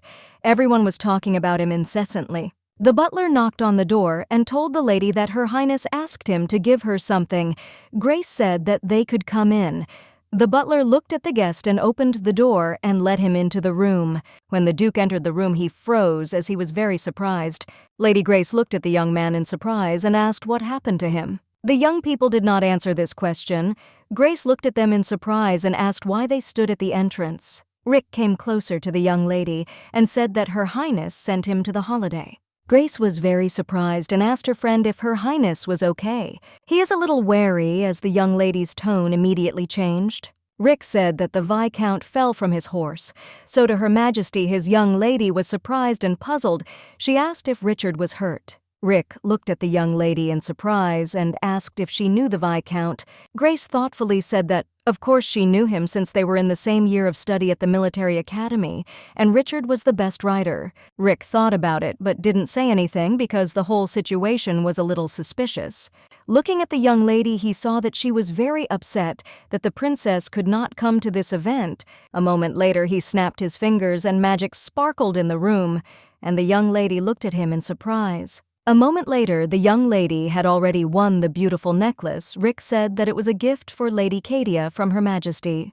Grace was surprised because this necklace was worn by the former empress, and such an expensive thing can be considered a treasure of the empire.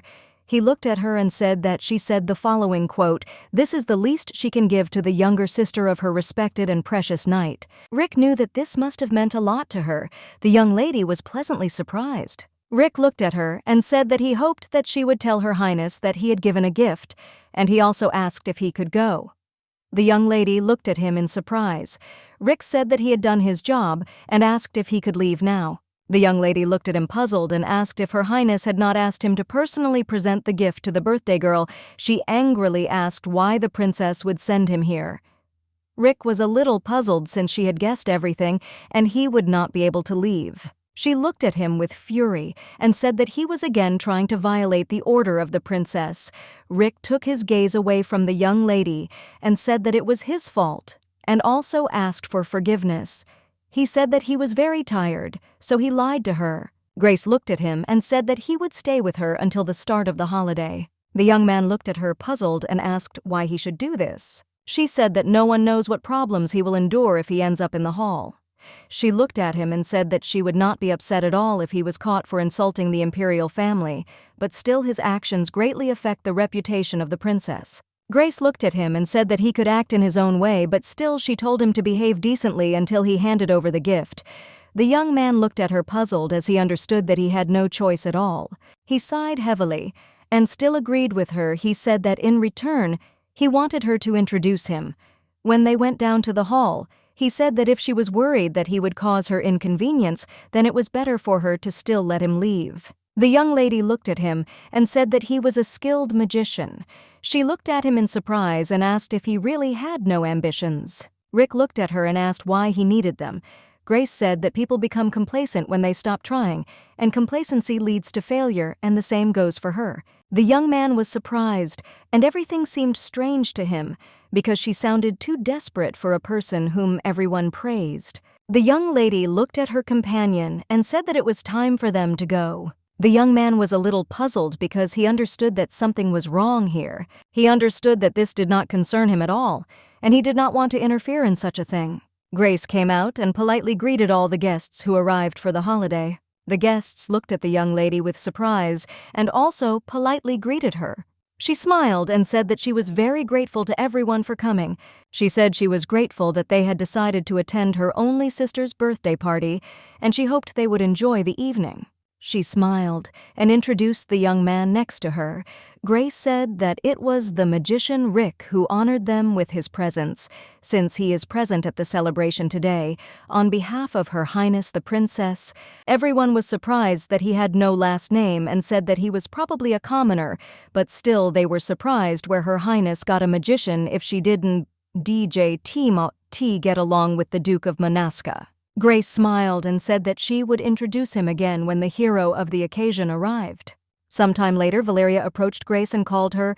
The young lady looked at Grace and said with a smile that she was simply irresistible today. Valeria smiled and said that she did not at all expect that the young lady would choose a silk dress. Grace looked at the young lady and asked if she didn't like her outfit. Valeria smiled and said that Grace knows that she admires every outfit she wears.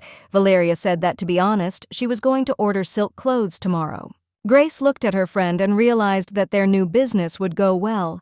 Grace smiled and told her friend that she hoped that she would cope with her work. Valeria smiled and told her friend that she wanted to tell her the same thing. Valeria looked in surprise at the young man who was standing next to her friend. Valeria came closer to him and asked if he was Her Majesty. She smiled and took him into account, greeted him, and also said that meeting him was a great honor. The young man looked at the young lady in surprise and said that he was flattered. Grace, in turn, frowned, looking at him. Valeria looked at her friend in surprise, as the whole situation was very strange, as usually Grace would have already said something.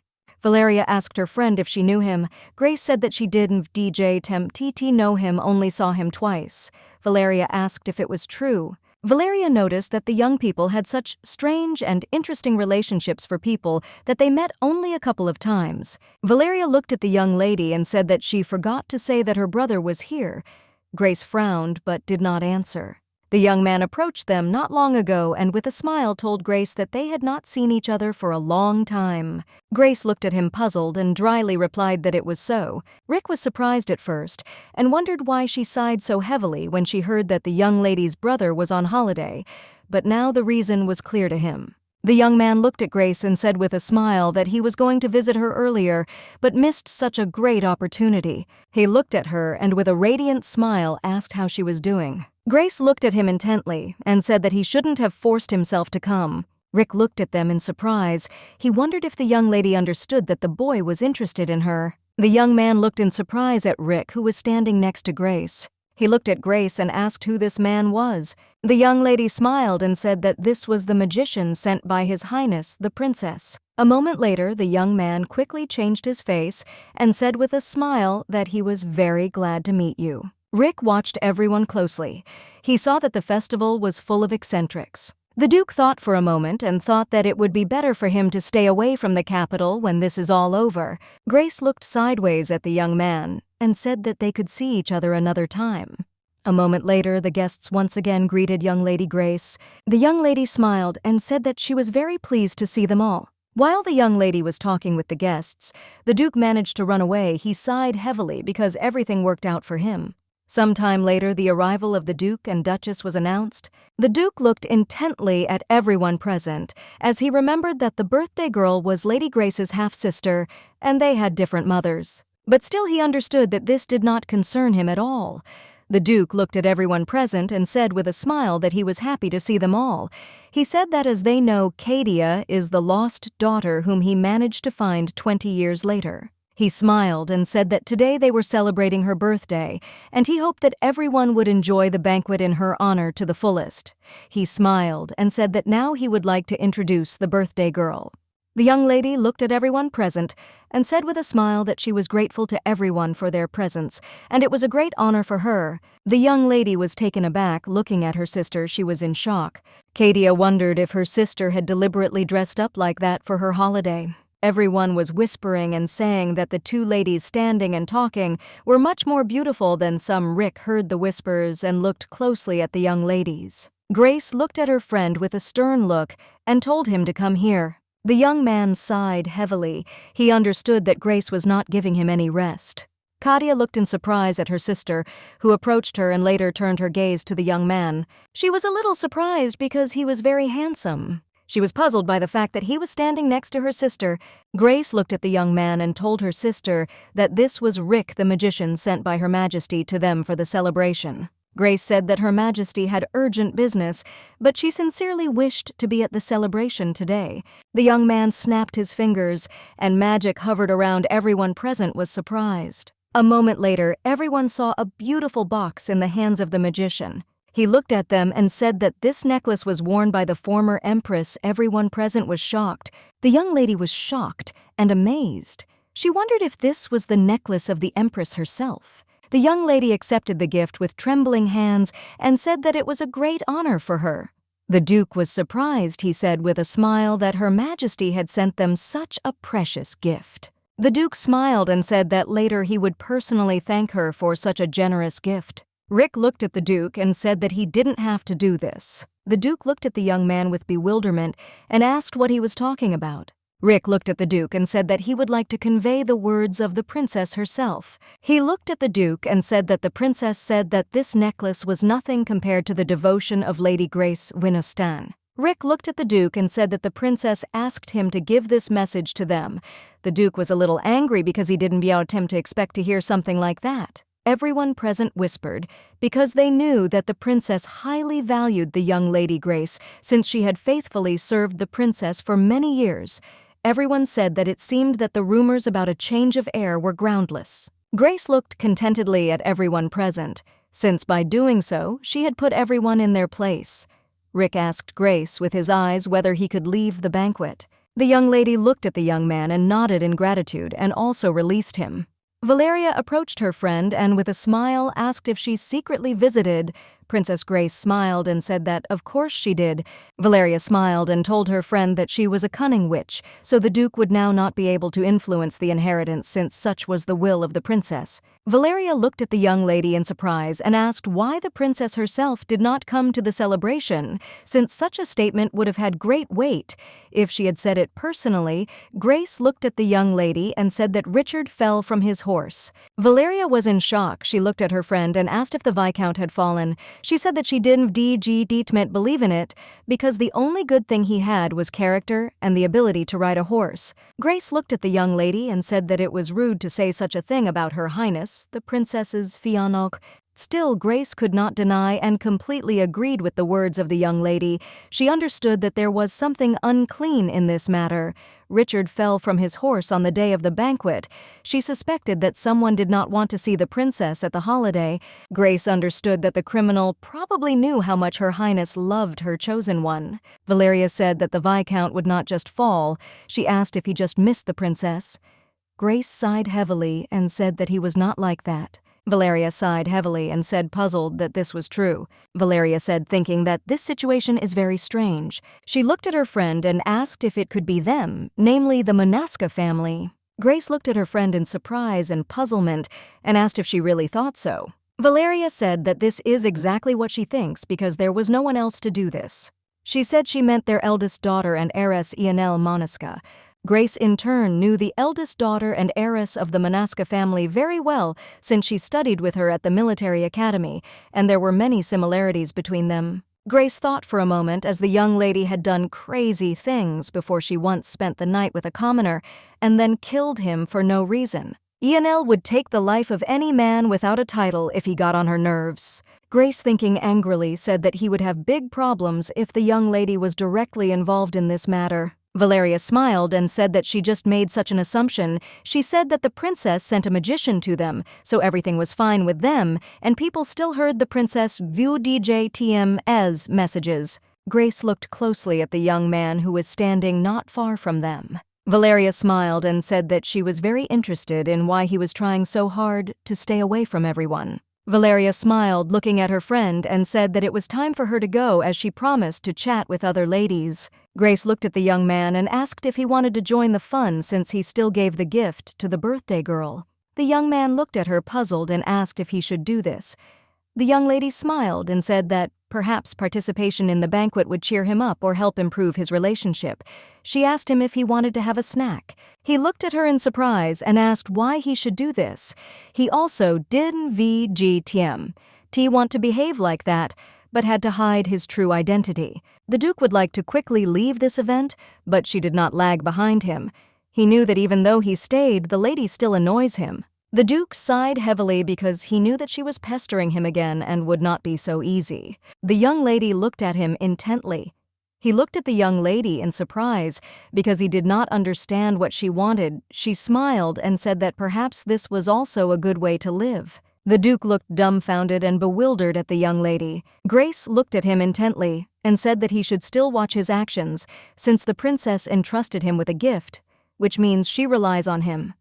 Grace told him to behave accordingly. The Duke was a little surprised because he had previously thought that the young lady was used to imposing her opinion on people, but it seemed that this was not the case. He looked at her intently with a smirk on his face as she intrigued him. Grace looked away from him and said that he had previously told her father that the necklace was nothing compared to her devotion. She asked if those were exactly the words of Her Highness the Princess. The young man looked away and said that she said so. Grace smiled shyly and asked if it was true. The young man looked at the young lady in puzzlement and surprise. He didn't understand what was going on. A moment later they heard a voice. The Duke looked at them and told the young lady not to let those words go to her head. The young man looked in surprise at the newly arriving Duke. Rick saw that the Duke was very nice to his second daughter and heatedly looked with contempt. Rick wondered if none of the family members liked Grace. He also wondered if this was the reason the young lady was so obsessed with the princess. Grace looked at her father and asked if she could afford this. The Duke looked at her with rage and said that he knew that she was careful with Cadia because of the risk of changing the heir. The Duke said that he did not consider it a problem, but he also said that she should not dare to harm her because of such nonsense. The young lady looked at her father in bewilderment and asked when she managed to wound her sister. The Duke said that he knew everything about her character. The Duke said that the princess turned a blind eye to the mess she made at her birthday a year ago, but he remembered everything and knows. The young lady looked at her father angrily and fiercely. A moment later, she said that he never asked why she did that. The Duke looked at his daughter and said that he never needed her excuses and he would not show mercy if she ruined his daughter's holiday. The young lady smiled and said that she didn't DGTM to know that his daughter's DGTM birthdays were so important to him. She said that she didn't DGTM even expect that he would personally come and warn her. The Duke looked at her with fury and told her to remember what a comfortable life she led while her sister was suffering away from home. The young lady looked at her father in surprise and asked if it had never occurred to him that sharing an estate with such a father was more difficult than being homeless. He looked at her with fury and asked what she was talking about. Rick, looking at the young lady, just grinned. He saw what kind of character she had. He understood that with such a straightforward approach, the lady probably made many enemies for herself, but it was precisely this trait that helped defeat them. The Duke looked at his daughter with fury and shouted that she had everything because she grew up as the only heiress. He said that she alone enjoyed what she had to share with her sister. The young lady looked at her father in surprise and asked what exactly she enjoyed. She asked if he was talking about the scars he gave her. The Duke looked at his daughter and said that he had never raised his hand to her. Grace looked at her father and asked if he remembered her 6th birthday. Grace said that she was waiting for him to return home, even went out to greet him late at night, and he pushed her, and after which she fell on a stone and injured her leg. After that, she had to give up short dresses throughout her childhood. Other children thought her wounds were disgusting. The Duke looked at his daughter and said that he scolded the rude people for this. She looked at him, sighing heavily, said that he forced them to apologize by threatening their parents. She said that no one would go against the Duke. Rick was confused because he wasn't sure if she didn't care about what happened or if she was just pretending. The Duke looked at his daughter angrily and asked if this was the reason why she was trying to ruin her sister D.G.T. Tatum's holiday. The young lady smiled and said that no one knows. Grace smiled and said that everything depends on her sister's behavior. The Duke said with rage that she had a disgusting character, but her sister was different. The young lady smiled and said that it would be wonderful if it were true. The Duke looked angrily at the rain but did not answer. A moment later, he left her company. Rick looked at the young lady and asked if it was true that she had scars on her legs. The young lady looked at him in surprise and said that she completely forgot that he was here. She sighed heavily and said that it was true. She looked at him and said with a smile that they didn't tempt matter because she had bigger scars because of the military academy. He looked at her in surprise and asked why she had to mention it then. Grace smiled and said that she said this to shut her father up. She said that she thought it would be a good idea to put pressure on his feelings of guilt, although she very much doubted that he had any. The young man thought for a moment and looked at her intently. He knew that the young lady had everything except what she really needed. He saw that she looked strong, but she also had a soft side. He saw that she was like a character from a second-rate novel come to life, but he also thought that there was more to her Thai story. The young lady was a little surprised as she had never received so many gifts before. She was used to spending all birthdays only with her mother, but of course she wanted to be at such a holiday, but she had no idea how exhausting it would be. A moment later, someone called her. She looked back and saw her father. The Duke approached his daughter and asked with a smile if she was enjoying the banquet. The young lady thought for a moment about her father's words. Looking at everyone present, she herself wondered if she was enjoying the banquet, but the young lady knew the answer to the question. She did not enjoy it at all. Looking at her sister, she thanked her father with a smile. A moment later, she walked up to her sister and thanked her as well. Cadia smiled and said that she should have thanked her earlier. Grace looked at her sister in surprise and asked what exactly she wanted to thank her for. The young lady smiled and said that she would of course like to thank her for such a holiday, as it would not have happened if she had not offered. Grace looked intently at her sister and said that there was nothing special about it. Katia looked at her sister and hesitated and said that she knew that the princess gave her something so valuable only thanks to her sister. Grace smiled and said that it was not like that because the princess just wanted to congratulate the birthday girl. The young lady hesitated and said timidly that for the first time in her life she was celebrating her birthday with many people. Everyone present began to whisper to each other because they thought that she was just a poor child. Rick looked closely at the young lady because he realized that she had said these words on purpose. He saw that she belittles herself to gain pity and concern for others. The young man saw that the young lady was the complete opposite of her sister. Rick was completely sure that Grace noticed this too.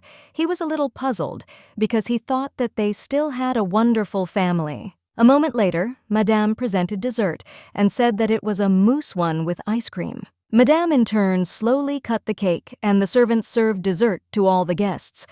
Grace was surprised and did not understand why Madame was cutting the cake herself.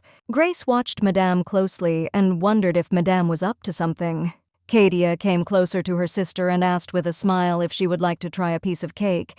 Grace looked at her sister and said that she doesn't really like sweets. The young lady looked at her sister in surprise and puzzlement and asked if it was true. Katia, looking at her sister, asked for forgiveness and said that she baked the cake because she thought that she would also be happy. The young lady told her sister that she didn't tea like desserts. Grace looked at her sister in surprise and asked if she had baked them herself. Katia looked at her sister and said, puzzled, that she had not baked everything, only one cake, the one she would like to share with her family, so she wanted to express her gratitude. The young lady said that she was not very skilled, and therefore this was the only way she could show her gratitude. All the guests present were surprised and said that it was very nice of her. Grace looked at her sister in surprise and asked if she really wanted her to try the cake. Grace looked at her sister very carefully, and a moment later she asked her sister if she was sure about this. Katia smiled and said that of course she was sure of it. Grace smiled and said that she would try the cake, as it looked wonderful. She asked with a smile on her face if she could have a piece. A moment later, the young lady took a piece of cake and began to eat. But after Grace ate a piece of cake, she suddenly felt sick and dropped the plate. Valeria was shocked looking at the young lady she called her. Grace fell to the ground in front of everyone. Everyone was screaming and calling her because they were very worried about her. Grace in turn looked up at her sister and Madame and saw their contemptuous grins. The maid in a hurry ran up to her lady. Everyone present was in shock. They were wondering if the cake was poisoned. The man shouted at everyone with rage and said that it was very impudent on their part and asked if they doubted Lady Katia. He said that she baked the cake herself. The young lady was very scared and looking at Madame she wondered if everything would be okay. Madame waved at her and told her that everything would be fine and she didn't need to worry. Madame in turn looked at Lady Grace with contempt. Gelote causes vomiting even in the smallest doses. There is no smell or taste, and after a while there will be no traces left, but in large doses the poison is fatal. Madame knew that there were too many people around today, and they preferred only a small dose. Madame knew that a small dose would be enough to make her ruin the celebration, as all people would think that she was trying to blame her sister. Madame wanted to spread a rumor after that would spread in high society. The young lady approached her father and asked what they should do. The young lady said that it seemed that her sister did not like her dessert. The Duke looked at his daughter and told her not to blame herself since it was not her fault. Katia looked at her father and asked if he thought there was something wrong with her cake. She is a daughter, and with a soft smile said that no one could ruin the cake when there are so many people nearby. The Duke said that they also tried it. The young lady wanted to see how her sister would react when her reputation in society deteriorated, but a moment later they saw blood. Rick suddenly looked at the young lady and asked if it was blood. The maid was in shock looking at the lady. She said that she was bleeding now. Everyone present was in bewilderment and shock. They said that the young lady had definitely been poisoned and someone had added poison to the young lady DJTM's cake. Katia looked at Madame. She was in shock because she thought that the young lady would simply vomit. Madame was at a loss because she knew that the poison could not cause coughing up blood. Madame was in shock and wondered what was going on. A moment later, Valeria rushed to the young lady. She was in shock and looked at her friend with tears in her eyes. Katia froze in shock. She understood that something was wrong in this situation. Katia, looking at her sister, saw that she was smiling. She was in shock she didn't VDG Tim to understand why Valeria looked at the young lady and asked if she was okay. Dirt didn't VDG TMT answer anything? Grace was shocked because she asked Valeria to find something weak. Grace looked at her friend and said that she needed poison. Valeria looked at the young lady with a grin and asked who she wants to kill this time. Grace said that her dear sister and respected madam should add poison to her food. She discovered their plan, so she is preparing to take appropriate measures. Valeria sighed heavily and said that it makes sense and also asked what kind of poison she needed. Grace said that she needed diluted. Willits said that this remedy is used to treat wounds, but it is fatal if you drink it. Grace looked at her friend and asked if she understood what she was talking about. Valeria said that she would get him. Valeria asked why she was so sure that her sister would do this. Grace said that she knows her sister, and she is very predictable. Her sister realized that Grace does not need her father's love. After the tea party, only Madame agreed to help her, and recently she found out that Madame bought poison. Grace said that now her sister DJ Talem's banquet is being discussed by the whole world, and this is a very ideal moment for an attack on her reputation. Valeria looked at the young lady in surprise and asked if she would allow them to do this. She said that it would harm her. Grace looked at her friend and said that this would make them give up once and for all. Valeria looked at the young lady puzzled and said that it was very risky. She said that they could add a lethal dose. Grace smiled and said that their poison would not kill her. Even the one she wanted to take would not harm her much. She said that it would be easier if they gave a lethal dose. It would make her sister much more interesting. Grace said with a grin that nothing would work out for them. Grace thought that drinking tea would convince her to reconsider her views, but still people did not change so quickly. Katia was trembling with fear. She didn't know what to do now. Katia in turn saw her sister's evil grin. The Duke angrily told the services not to stand there but to take Grace to her chambers. The Duke looked at the servants and told them to call the healer, but a moment later he said that they should first bring the doctor, and so that he would find out what kind of poison it was. The servants were scared and said that they would do everything. Grace was surprised. She saw that he was very excited. However, she understood that there was nothing surprising in this, since the heiress of the house was coughing up blood in front of many people after trying the cake prepared by her sister. She knew that nothing else mattered, because in the morning they would say terrible things about her sister. The maid looked at her mistress with tears in her eyes and said that the beta was holding on to her. Rick looked at Grace in surprise, as it was all unexpected for him.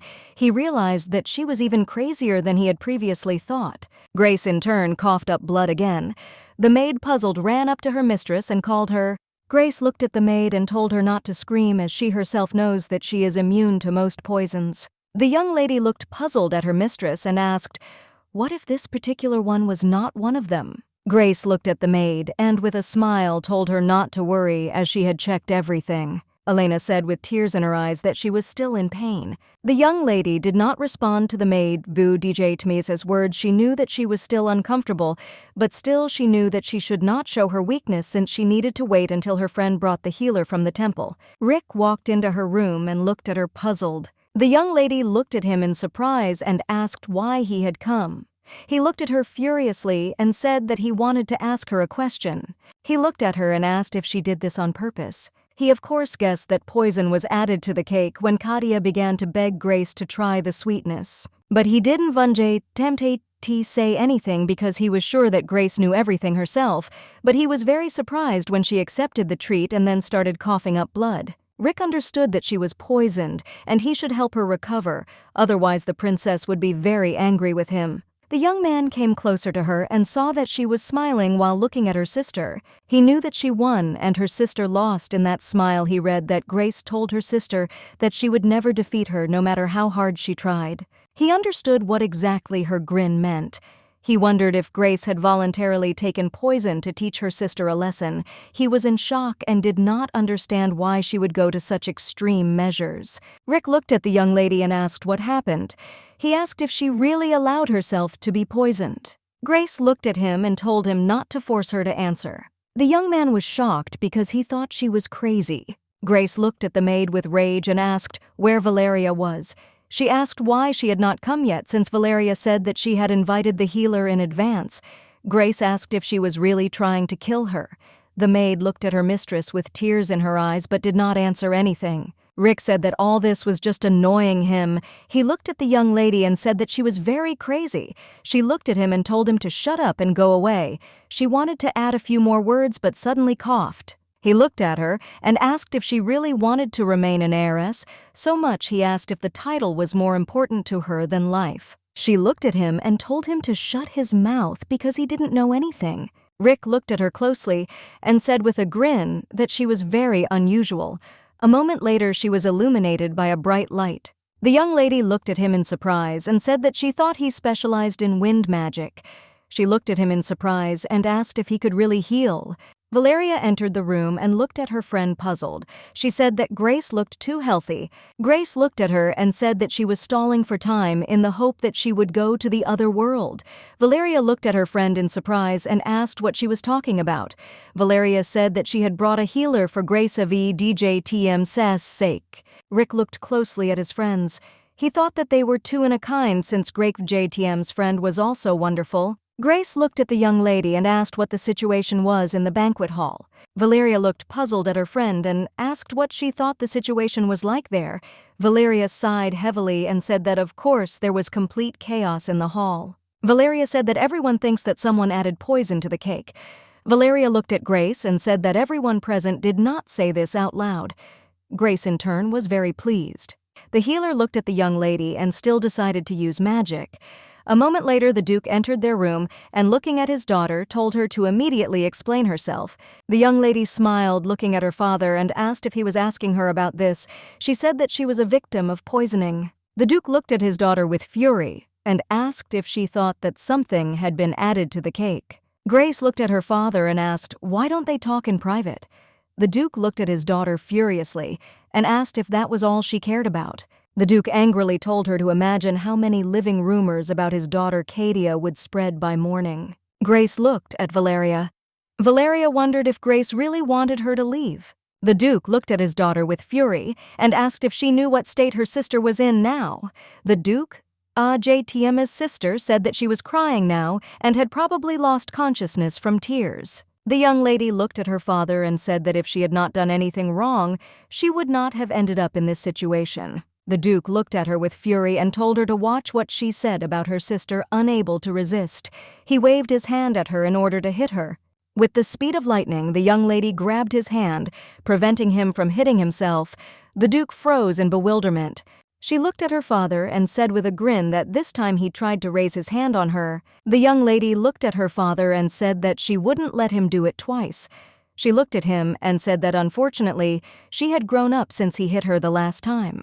The Duke was angry. He looked at his daughter and asked how she dared treat him like that.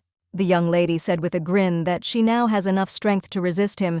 The Duke was at a loss. He did not understand when she managed to grow up so much. He remembered her as a little girl when she was trembling and crying from fear. He looked at her with fury and asked if this was the real reason why she hated her sister, and she blamed her sister for stealing his attention.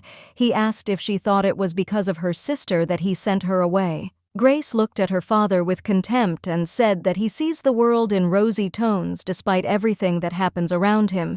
She said that it was a laugh, and only Grace said that he does not mean so much to her, for her to hate someone because of him. She looked at her father and said that besides, she never despised her sister. He looked at her in surprise and asked how she could say such a thing if she had brought her so many problems. The young lady smiled and looking at her father asked, when did she bring problems to her sister? She said that it even sounded stupid and she was throwing up blood because of the willets that she took. The Duke looked at his daughter dumbfounded and asked how she could do such a thing. Grace said that the fact is that Cadia ruined her portion. The Duke looked at his daughter with rage and asked if she understood what she was doing. The young lady looked at her father in surprise and said that she believed her sister would be accused of attempted murder while playing.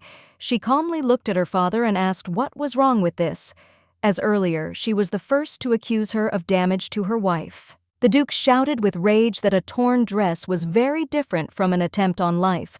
Grace said with a smile that of course she looked at him and asked if no one stops. Her sister, does he think that she herself will stop doing this? The Duke shouted with rage that Katia was a good and beautiful girl. Grace looked at her father and asked if good girls should ruin their sister's name. She looked at her father and said that earlier he said that the Duchess was a kind woman, but now perhaps she should still question his words. She looked at her father and asked what the word "vi dg and good djkj" meant to him. The Duke angrily asked what she was trying to achieve. He asked if Grace wanted to intimidate her sister. She looked at him with a grin and asked if this was his only guess. Grace said with a grin that he was terribly short-sighted. She said that he was not trying to intimidate his sister. The Duke looked at his daughter in surprise and asked what she was talking about. The young lady looked at her father with contempt and said that she was threatening him, and the Duke in turn froze in shock. Grace said with a grin that any reasonable noble would think that her sister tried to kill her. She said that the truth does not matter, since rumors that a fire will spread through high society and burn Katia to the ground. The Duke shouted angrily that he would not allow this to happen. She looked at him and said with a smile that of course he would do everything possible. She said that he could go right now and tell him that she poisoned herself. She looked at her father with a grin and asked if he thought that she had not foreseen such a turn. She asked if he really took her for a fool who was throwing around accusations without having evidence. The Duke in turn looked irritated at his daughter and said that he did not believe her. Grace said that Madame Marille cut her a piece of cake, and Katia insistently asked to try her treat, and a couple of lucky statements would only fan the flames of rumors more. Grace looked at him and said with a grin that then his beloved wife would be involved in a scandal because it was she who brought this maid to the house. The Duke was in shock. He did not know what to say to his daughter. The lady said with a smile that she would certainly give them a magnificent performance. The stepmother and her daughter tried to kill the heiress of the house. Grace walked closer to her father and said with a grin that people would start looking for the true villain, and perhaps they would become interested in her mother's case. The Duke looked at his daughter with rage and said that this was very mean of her. The young lady came closer to him and said that this was not so, and on her part it was very humane. Grace said that if she were truly cruel, she would have gotten rid of him and these women a long time ago. She looked at her father and said that he should have thought about his safety earlier, and he should have treated her with respect or hide all his weaknesses. The Duke looked at his daughter angrily and asked what she wanted from him. The young lady looked at her father with a smile because she saw that she had won. She said that first she would like to personally investigate this matter, then she will decide who is really guilty. The Duke looked at her in surprise as he was stunned by her statement. She said she also wanted him to hand over the reins of the estates to her. Grace said that otherwise the lives of the women he loves would be ruined. After his daughter DJ Tiame's words, the Duke of DJ Tiame's face dropped. He was in shock and did not know what to do. The young lady smiled and told her father that he had been in power for too long. Grace looked at him with a grin and said that now she wants him to come down to earth. She said that the chair of the owner of the estate no longer belongs to him. The maid looked at Valeria and asked, puzzled, if she thought Lady Grace would be okay. Valeria smiled and said that they hardly need to worry about her. The maid looked at the young lady in surprise as she did not understand what she was talking about. A moment later, they saw the Duke leave the room in annoyance. Valeria entered the room and asked her friend how it went. Grace smiled with satisfaction and said that the outcome was determined long before the start of their game. Valeria looked at her friend and asked with a smile what the fruits of her victory were. Grace thought for a moment. Grace smiled and said that nothing special happened. She just now manages the estate she knew that she had gained power, so the result was not bad. Rick looked at the young lady in surprise and asked if she really needed power that much. The young lady looked at him in surprise and asked why he was suddenly asking her about this. She looked at him with a grin and asked if he really wanted to get something from her. The young man frowned for a moment and asked her if she could only reason within such a framework. He said that he asked simply out of curiosity. He said that he did not understand the willingness to make such sacrifices for the sake of power. The young lady thought for a moment about what kind of sacrifices she was talking about. She said that she had lost nothing. He looked at her in surprise and asked if she knew that her body could not cope with such poison. The young lady calmly looked at him and said that of course she knew about it. She smiled and said that risking your life for the sake of strength is not difficult. She asked him with a grin if he thought that the sweet taste of victory overpowered the pain. The young man was stunned by her statement. He mentally gave up as he would never understand her train of thoughts. She looked at him and said that he had done a very good job today. She said that she was sure he understood that he would gain nothing from spreading rumors about the past. She looked at him and said that she would tell Her Highness the Princess that he had played his part, and Grace said that he could go already. Rick was a little puzzled. Magicians are able to see the essence of everything. He knew that he was the best of wizards, so he saw what was in most people's hearts, but its essence was inaccessible to him. In parting, he gave her a grin, and in the blink of an eye, he disappeared. Grace was a little surprised, as he had never experienced such emotions before in front of her. The Duke looked at Leon and called him. Leon looked at his master in surprise and asked if the banquet went well.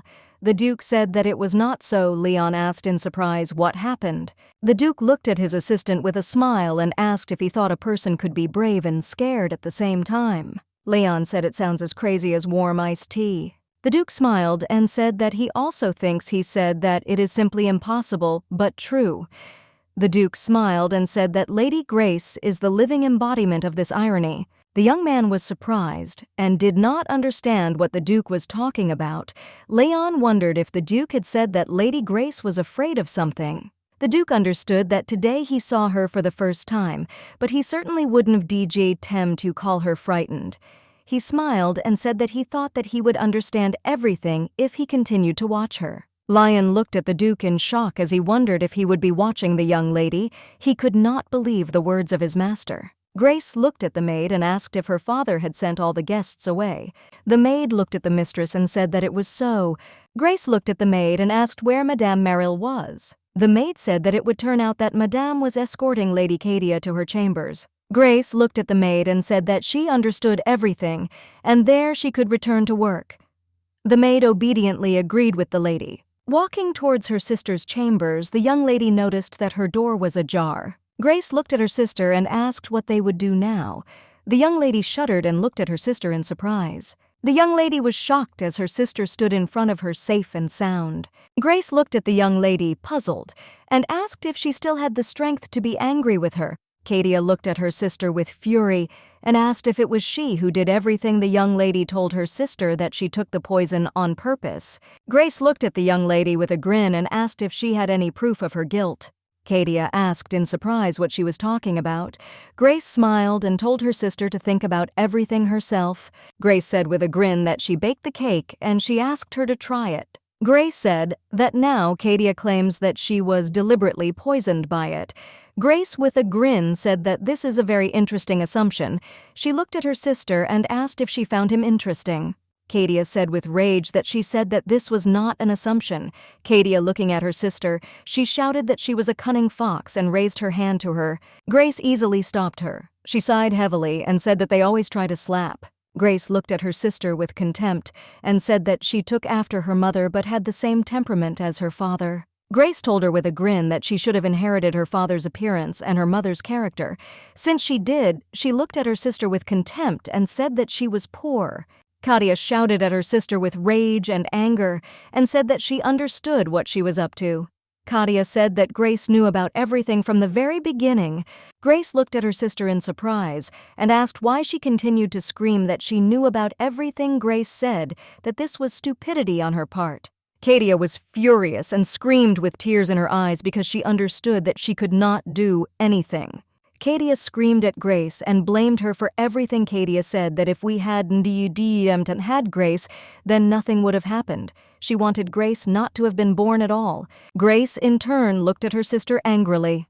A moment later, she asked her sister if Cadia remembered how many times she clarified whether she really should try the cake. Grace in turn looked at her sister with a grin and said that Cadia herself said that she would be happy if the whole family tried it. Grace said that it turns out that she is ready to deceive people, but gets angry when I answer her in the same way. Grace looked at her sister and asked if she really thought that everyone was as stupid as her. Katia, in turn, shouted with rage that there was no lie. Grace looked at her sister and told her not to forget that she gave her madam a chance. She said that she was merciful towards them like a saint. The young lady looked at her sister in surprise and asked what mercy she was talking about, since she always looked down on her and made fun of her. Grace looked at her sister in surprise and asked if she had ever made fun of her. Katia told our sister that she always put her below herself, and for this reason she sent her to the tea ceremony. Grace said that she sent her there to introduce her to influential people, but still it offended her. Grace looked at her sister and asked if she only took away bad things from that meeting. Grace looked at her sister with contempt and said with contempt that her feeling of inferiority never ceases to amaze her. Katia, in turn, could not stand it and raised her hand to her. She shouted at her sister to shut up. Grace caught her second hand and called out angrily.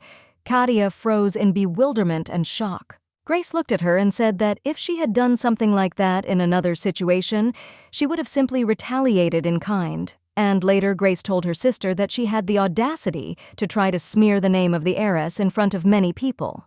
Grace said that she almost lost her good reputation because of some pathetic man. Grace said that he would be honest when she heard about her sister until she was a little worried because she knew that she would remain the heir, and only because of the fact that she was an only child, but she was okay, didn't do anything for the whole year of her absence. Grace said that instead of devoting herself to her studies and etiquette, she plotted and her pathetic plans were hardly worth the time spent. Katia achieved nothing, even though she had a lot, and could only play the role of a meek daughter who bows to her father. Grace told the young lady that she was not a threat to her in the first place because she lost before the war started. Grace pushed her sister away and she fell to the ground with a crash. Katia looked at her sister with bewilderment and fear. A moment later, Grace took out her sword and looked at her sister with a grin and contempt. A moment later, the sword was near the young lady. Katia froze in fear without uttering a word. Grace walked up to her sister and said with a grin that she doesn't care what Katia thinks of her, but still because of her generosity, she gives her a choice. Grace came closer to her and said that she could fix it and live happily, or she could resist and end up as a broken doll in the dirt. Katia, with tears in her eyes, trembled with fear. Looking at her sister, she said that she was very sorry. Grace looked at her sister in surprise and said that it was really fast. Katia was trembling with fear and crying very hard. She screamed that she promised that she would not do this again. Grace looked at her sister and with a grin told her not to be afraid, as she would not kill her. Grace looked at her sister and said that she had one more chance left. She asked if the young lady remembered about this, sighed heavily, and said with a grin that someone had already spent all their chances. Grace looked at her and said that now it was time for them to leave, and they needed to try harder tomorrow. She looked at her sister and asked what she thought about this. Grace smiled and told her sister that she would find out about everything tomorrow. Grace looked at her sister she would follow and asked if Valeria told her about the girl who went against her and later began to serve her. Grace said that the lady from this story was Valeria herself. For some time, the young lady sat dumbfounded on the ground without moving. The attempt on the life of the heiress of the Winoston family led to many becoming interested in the relationship between Grace and Katia. The nobles believe that this is the key to the solution, so they base their assumptions on the interactions of the sisters, and the incident became the main topic in high society. Grace looked at everyone present and said that they had found the culprit of yesterday's assassination attempt. The servants looked warily at the young ladies and wondered who it could be. A moment later, all the reviews fell on Madame Merrill. Grace looked at her and said with a smile that honestly she didn't believe there was anything wrong with the cake, even though she started coughing up blood after trying it. Since her younger sister baked the cake herself and Madame served it, Katia looked at Grace warily and in surprise because she didn't know what she was up to. Grace said with a smile that Katia is her dear little sister, and Madame is the main maid who served them faithfully. Grace said that that evening she did not eat anything else except cake, and after the incident she thought about everything for a very long time. Grace smiled and said that her sister would obviously never poison her, so there was only one maid left. Madame came closer to them and firmly stated that she had been set up. Grace smiled and asked if it was true that she had been framed. Madame Merrill looked closely at the young lady and said that this is exactly so. Grace looked at Madame with a grin and asked, "Who needed this?" Grace asked Madame if Madame Merrill really thought that she was trying to slander her. Madame in turn looked intently at the mistress but did not answer anything. The butler looked at Madame with rage and asked how she dares to blame the young lady for such a thing. A moment later, Grace stopped him before he could say anything. Grace looked at her and said that this was a very bold statement. She looked at Madame with contempt and with a grin asked if she really thought she was worthy of such an honor. Madame was very angry and could not answer anything Grace thought about the update and said that it did not view DJTM't matter. Since it was a rhetorical question, she said that she was not interested in the answer at all. Grace looked at the headmaid and asked if she really believed that she would accuse someone of such an assassination attempt if she did not have the appropriate evidence to prove it. Madame knew that she had no evidence. Since she had already gotten rid of the bottle of poison, the bottles were broken into 1,000 pieces. Madame knew that the young lady would not blame her for anything. Grace looked at the maids and called them. A moment later, a maid came up to the young lady and brought her a small bottle. The head maid was puzzled and wondered what was in the young lady's hands. Since she was sure that there was no evidence, a moment later she saw that the young lady was holding bottles in her hands.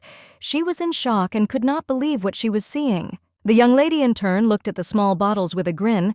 The head maid was at a loss. She didn't seem to understand how she could have got it. The young lady looked at the maid and asked why she was so surprised. Grace looked at her with a grin and asked if he looked familiar to her. If there is no evidence you need to create it, Grace could buy the poison from the same dealer. Grace in turn knew that if she uses the same one who sold the poison to Madame as a witness, then Madame will not be able to do anything to her. She will not be able to deny. Madame looked at the young lady with a puzzled expression and said in a trembling voice that they had really tried to slander her. Grace looked at her and asked with a grin. If it was true, Grace asked if she should visit the dealer who sells such medicines. Grace said that she would ask if a certain Madame Merrill bought Jaloux from him. Madame looked puzzled at the young lady and said in a trembling voice that she knew about everything. Madame was shocked as the young lady had previously revealed her entire plan and still took the poison. Madame angrily asked if she had arranged all this to get rid of her. Grace looked at the headmaid angrily and said that her stupidity could only be rivaled by her impudence. Grace said that she was very interested in whether the maid would stop talking nonsense if her tongue was cut out.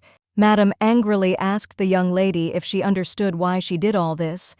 Madame screamed that it was all because of her since the blood of that dirty lady flowed in her. Madame angrily asked the lady what she thought of herself. Madame did not understand how the lady dared to look down on them. Madame shouted that she should bow his head before her ladyship and lady, and certainly apologize to them. Grace came closer to her and angrily said that she wanted something or experience. Grace looked at her angrily and asked why she thought she had the right to receive it. Madame looked at the young lady with bewilderment and anger. Grace said that it was just funny. Grace said that if Madame had behaved like that in front of her father, she would have considered her a charming woman and would have spared her, but Madame decided to contradict her. Grace asked with contempt if she really thought she was superior her. Grace said that she had heard about servants who had the audacity to put themselves on a par with the nobles because they lived in the same estate with them. It seems she is the same Grace called the butler. Grace told him to send a letter to the prison and ask them to bring their maid to her senses, since she does not know her place and is delusional. Grace said that she was guilty of an attempt on the life of an aristocrat, therefore she will remain in prison until the day of her death. All the servants were stunned by what they heard. Grace pushed the maid and she fell to the ground with a crash. Grace looked at the servant and said that she suggested that she spend her time in prison, learning manners and learning the values. DJ of servants. Grace looked at the maid with contempt and told her to enjoy her imprisonment, since they would not see each other again. Grace looked at Madame with a smirk and contempt and said that she would take her tongue as a parting gift. Claudia looked at her sister and asked if she was really going to send Madame Merrill to prison in Bern. Grace looked at her sister with pity as she saw that she was still terrified. Looking at her sister, Grace said that perhaps she should take care of her future before taking care of Madame Kadia angrily, asked what was bothering her about her future. Grace looked at her sister and asked with a grin if she was really serious about this incident. Grace told her sister that she could now make her disappear. She said that she is not talking now about her stupid reputation in high society, and she can literally bury her underground. Kadia was taken aback after her sister DJTM's words. Looking at her sister, she said that she doesn't DJTMT have any evidence against her. Grace looked at her sister and said that it was very naive of her to think so. Grace said that she could always create new evidence if she needed it. Kadia was dumbfounded by her statement. She asked if this bottle was really found in Madame DJTM's room, also her doing. Grace looked at her sister and asked if she remembered who exactly searched her room. Kadia was puzzled and did not understand why she was asking her about this. The young lady thought for a few minutes and understood everything. Grace said with a smile that it was Kadia who hired Ailey and Baron. Grace said that perhaps she hired the maids to frame Madame Merrill. Grace with a grin said that it really sounds convincing and she is sure that many would believe it. Kadia was shocked. She looked at her sister and said that there was a witness. Grace smiled and asked if she was talking about the herbalist. Grace said that she thought she could bribe him since she has quite a lot of money. Grace looked at her sister and said that she would stop trying to resist if she were in her place. Grace with a grin said that the rule of this game is simple. Whoever she chooses will be the guilty one. Kadia looked at her sister with fury and said that she was going to tell their father about everything. Grace said that her father had already entrusted her with the entire investigation after she threatened him with her future. Grace looked at her and congratulated her with a grin, because despite how useless she really was, she actually turned out to be useful this time. Kadia was confused and didn't understand how this could happen. Grace looked at her sister and said with a grin that if she didn't want to hear the herbalist DJTM's confession one day, then she should think about how to get on her good side. Grace looked at her sister with a grin and said that she still had a lot of willet so she could say when she wants to try it personally. The young lady fell to the ground with a crash. She was taken aback because she was dumbfounded. Now she understood everything. Now she understood with clarity of mind that from the very beginning she could not win this tough fight against her sister. Sometime later, the young lady read a letter that the criminal Madame Merrill had been safely taken to the facility. She was glad that she had been dealt with. Grace looked at her maid and asked if she had recently told her that her sister was still locked in her room. Elena nodded in confirmation and said that this was true, and she heard that the young lady had not eaten for 2 whole days. Grace looked at the maid in surprise and asked if she was sure that Kadia was still alive. Elena frowned and thought for a moment, but a few minutes later she said that she believed she was still alive. Grace knew that it was obvious that the young lady remained in the locked room because she was very afraid of the threat she had made to her earlier. Grace, while drinking tea, told her maid that the young lady couldn't even handle it. She didn't understand why Kadia was trying to take on more than she could eat. Grace said that they say that fools are often brave, but Grace was sure that Kadia wasn't even brave, just stupid. Valeria looked at her friend and asked why she shouldn't feel fear. Valeria said that Kadia might have to live her whole life darkened as the girl who tried to poison her sister, and to make things worse, her sister accidentally turned out to be Grace. Grace looked at her friend and said that she clearly told her sister that she would be allowed to live as long as Kadia behaved well. Valeria looked at her friend in surprise and asked with a smile if she really expected the young lady to believe this. Grace looked at her friend in surprise and asked what she should have told her sister. The young lady began to pretend she said that she could go to her beloved sister and say that she would never kill her dear little sister so that she could relax and sleep peacefully because she would love her forever. Grace looked at Valeria and asked if this was what she wanted to hear. Valeria smiled and said that it sounded more threatening. Valeria said that Grace should act like a big sister and extend an olive branch. Grace sighed heavily and told her friend that it was easy for her to say that. Valeria smiled and said that of course DJTM's easy for her to say this since DJTM's not her problem anyway. Valeria said with a smile that DJTM's not difficult to say anything when DJTM's not your problem. Grace was confused and did not understand what was the point of discussing such a topic with this young lady. Looking at the letter she called her maid, the maid came closer to her lady and said that she was listening to her. Grace gave her a letter and said that it needed to be sent to Linda Dwyle, an economics student at the academy. Grace said that she was hiring her for the position of chief maid. Elena was shocked by the words of Mrs. Valeria looked at Grace with her mouth open and asked if she seriously wanted to do this. Elena looked at the lady in surprise and asked if she really thought that the young lady would agree to work here as the main maid. Grace looked at Elena and said that the head maid should help the Duchess in managing the household. Valeria looked at Grace puzzled and asked what this had to do with the young lady.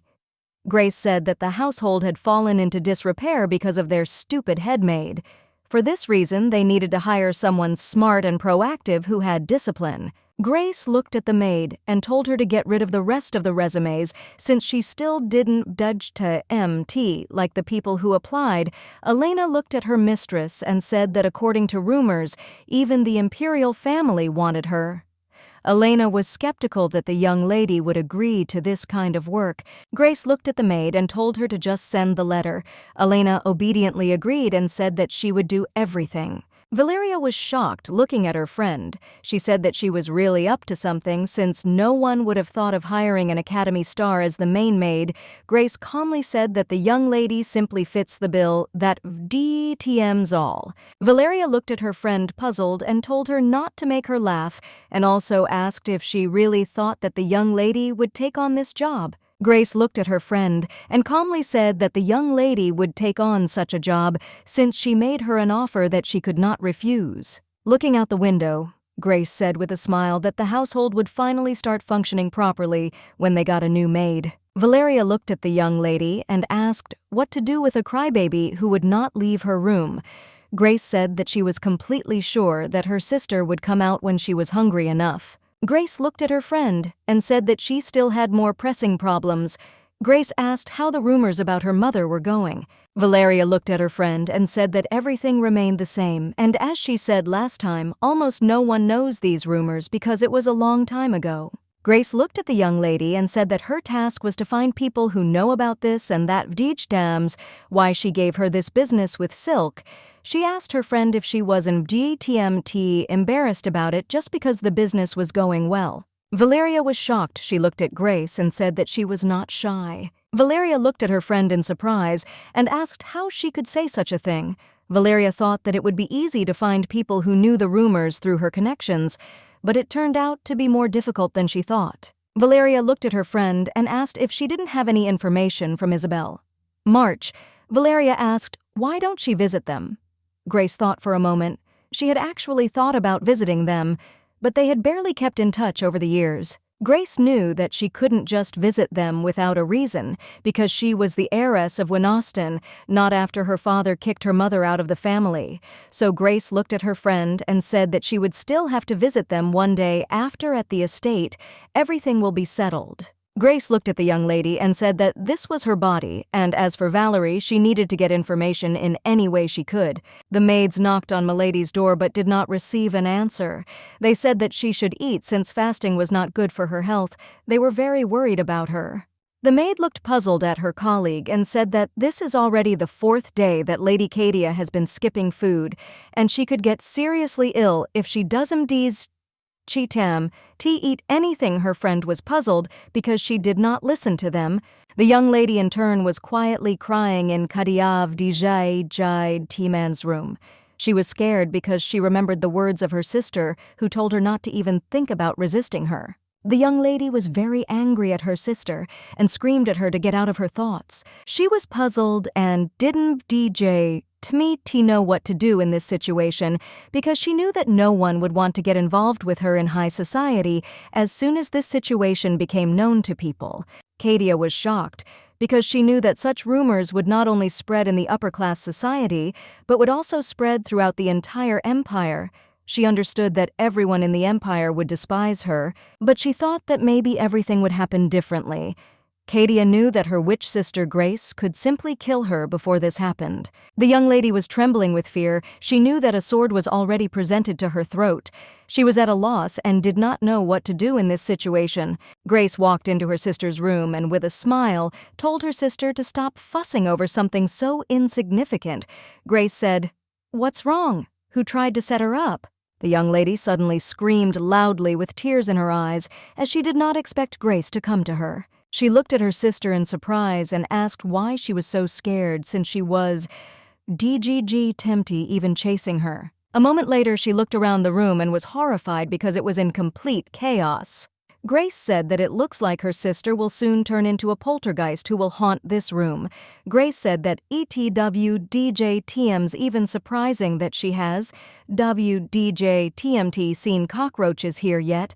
The young lady closed herself off from her sister because she didn't DJTM want Grace to come close to her. She looked at her in surprise and with a grin told her sister to just look at herself. Grace said that she knew that she had the brain of a goldfish. The young lady looked intently at her sister. She didn't know what to do or what to do. Grace smiled and said that now her sister even looks like a fish. The young ladies looked at their sister in surprise and puzzlement and asked why she came to her, since she did not expect to see her at all. Grace looked at the maid in surprise and asked if she was sure that her mistress had not eaten for 4 days, since she was still screaming very loudly. The young lady looked at the maid and said that she could go there and she would feed her herself. The maid obediently agreed. Katia looked at her sister in fear and asked what she was planning to do now. Grace looked at her sister and said that she didn't eat, didn't go to class, and didn't even show up at social events. Grace told her sister that she might as well explain to the world that something was going on. Katia looked closely at her sister. She knew that it was all because of her, but she could not utter a word. Grace looked at her and said that she was scared. Grace said that she might hit rock bottom and never rise again. She said that everything was very interesting on her part because Katia was not afraid to plot against her. Katia would like to object but was unable to. Grace said that she was sure that Madame Merrill was the one who did it. Grace looked at her sister with contempt and said that after all, she herself ordered her to do it. The young lady bowed down so she could not object to her sister J-Tem's words. Grace had some plans in case sister continued to resist, but she would no longer have to resort to using them. Grace looked at her sister and said that if someone is not wise, he should at least be brave, but she is neither the same. Grace told her sister that she is completely useless to her, and it is a pity that she still has to take care of her. Katia looked at her with fury, her sister, and said that she never left her to take care of her. Looking at her sister, Grace said that she is Winostin, and that means that she is obliged to take care of her.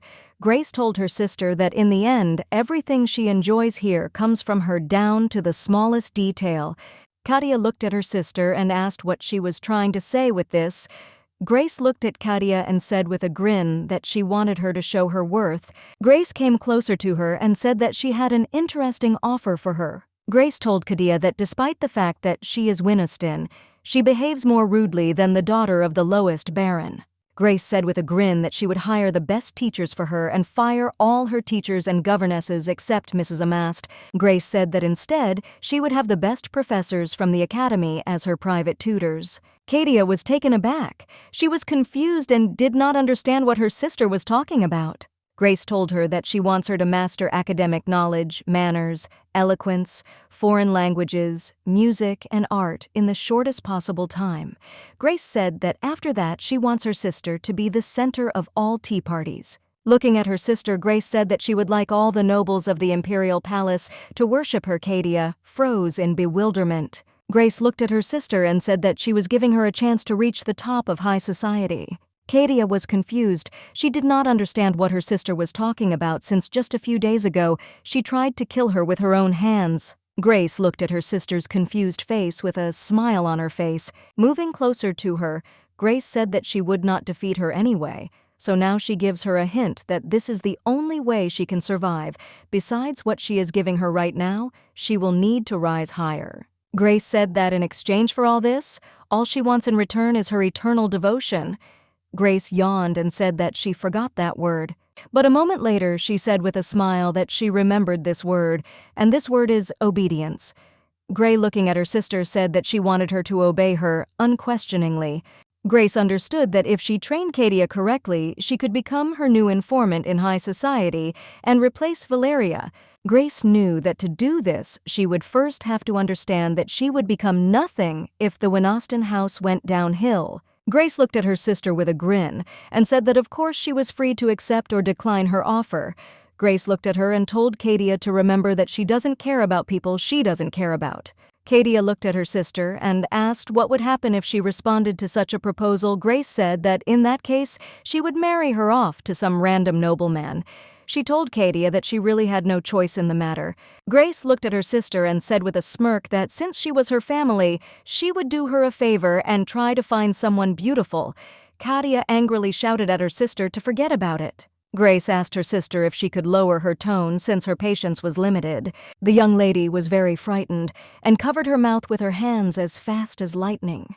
Grace said that she gave her enough time to think about it, but also told her to remember that if she loses her patience, then it will no longer be about her alone, and she will turn her attention to her mother.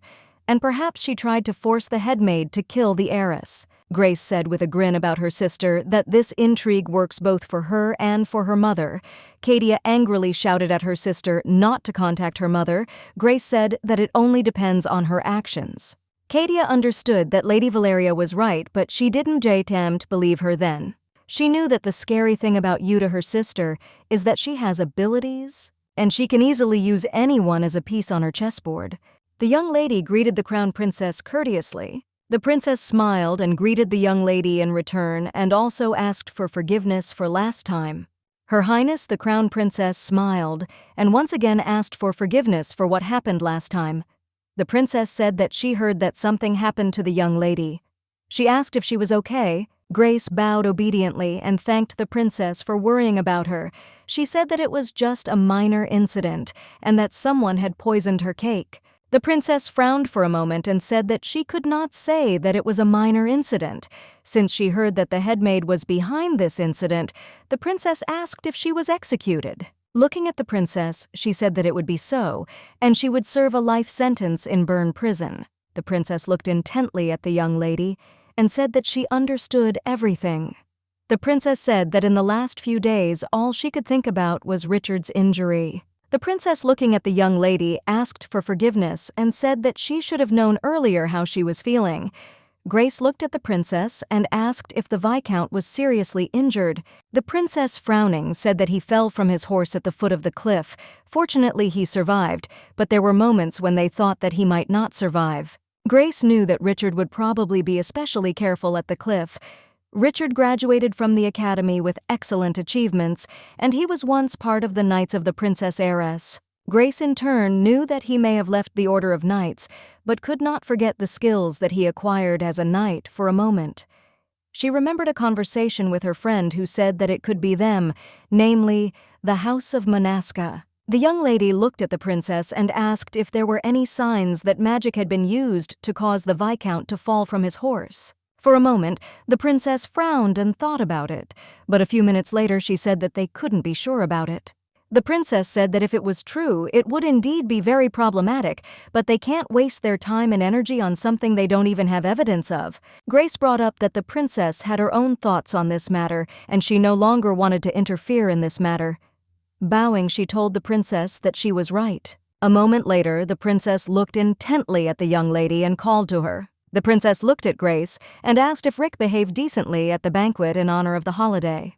The young lady smiled, looking at the princess, and said that he behaved well. Grace said that in fact he cured her of poison, so now she owes him a favor. The princess looked at the young lady in surprise. She asked if the young man really cured her of poison. She said that it was very surprising. The princess knew that the young lady would never ask him for help, and the Duke is also not the one who helps anyone without a reason. The princess smiled, looking at the young lady, and said that now she knows what the young man is capable of doing. The princess said that she hopes that they can count on each other on a friend during their investigation. The young lady looked at the princess in surprise because she did not think that they would investigate the case together. Grace asked the princess if she was talking about the case of missing redheads in the kingdom. The princess said that it was, and that was the reason why she returned to the palace early this morning. The young lady understood that something serious had to happen if the princess had to urgently return on short notice. The princess said that she thinks that a magician is behind this case of rash of missing people. The young lady looked at the princess in surprise and asked if there was any reason to assume such a thing. The princess said that in the last incident a child had disappeared from inside the house. The young lady was in shock. She wondered how someone could disappear inside the house. She said that it sounded really suspicious. The princess sighed heavily and said that there was no sign of the house being broken into. The knights were investigating the matter, but they could not find any signs that someone had entered physically. Grace looked closely at the princess and said that it looks like it means that you were a magician. The princess looked at the young lady and, sighing heavily, said that this is so, and it seems that only a capable magician was involved in this matter. Grace looked at the princess and asked if there was a magician behind all the missing people. Why wasn't this the first thing anyone had investigated? The princess said that there was another big problem. There was no trace of the use of magic crime. Grace sighed heavily and said that then they went back a step. The princess agreed with her and said that this was the problem. The princess looked closely at the young lady and said that it was for this reason that she called her here. She looked at the princess. The princess said that she would like the young lady and Rick to work together and find out who is behind these disappearances. The princess said that the young lady is ideal for this job since she is the most experienced knight in the royal guard. The princess said that she would like the young lady to save the missing and bring peace to the empire. The young lady bowed and said that she would follow her orders. Grace was puzzled, as she understood that the Duke of Manaska could be involved in this matter, so she had better investigate it thoroughly. Rick sighed, puzzled, and said that there were no traces at all and they wouldn't find any evidence here. Leon looked at his master and said that the child had disappeared from home. The Duke looked around the room, puzzled, and said that he knew everything and understood it. The Duke knew that he couldn't interrogate every mage on the continent. He just needed to see if there was any residual mana left here one last time. The Duke sighed heavily and said that they were again going to join some noisy. Leon looked at the gentleman in surprise and asked for forgiveness because he did not understand what the gentleman was talking about. A moment later, the young lady came into the room and said that it was very ridiculous of him. She asked if he was talking about her. He said something about a noisy. Grace looked at the young man and asked again if he really meant her. Rick was a little puzzled, since most people usually suffer greatly from poisoning, even if they have resistance to it. But he noticed that the young lady seemed to have fully recovered from the poisoning without any consequences. He noticed that not only did she have a steely character, but she also seemed to have unique physical abilities. The young man looked intently at the young lady and said that she still had to admit that she was a very noisy person, and she could not deny it. The young lady looked at him in surprise and asked what he was talking about. She smiled and asked what was wrong with Togo if she was noisy. She wanted to know what he was going to do about it. She smiled and said that whether she was noisy or not, he would still have to investigate this matter with her. She smiled and said that if he had any complaints about this, then he should not be shy and tell her. The young man looked at her in surprise and asked if something would change if he did this. The young lady smiled her radiant smile and said that, of course not. He looked at her puzzled and said that then he had no complaints about her. The young lady came closer to him and said that it would be wise of him to decide not to make useless efforts. He looked at her in surprise and said that last time she said that he was a fool because he didn't faju DJ tum tea try. She said that back then she had nothing to gain from it. She said that as much as possible, she wants everyone in the world to lose all desire to win when they encounter her. The young man looked at her with his mouth open in surprise. Grace smiled and asked if he really had a problem with this. The young man was confused. He didn't understand how she could be so immune to criticism. He looked at her in surprise and asked why she was so obsessed with winning in everything. Grace smiled and said that it was all because she likes to win. He looked at her in surprise and asked how she then copes with defeat. Grace, with a radiant smile, said that she never loses at all. She said that she prefers to win dishonestly than to lose fairly. She said that she always wins no matter what. The young man sighed heavily. He realized that he just had to stop trying to understand her.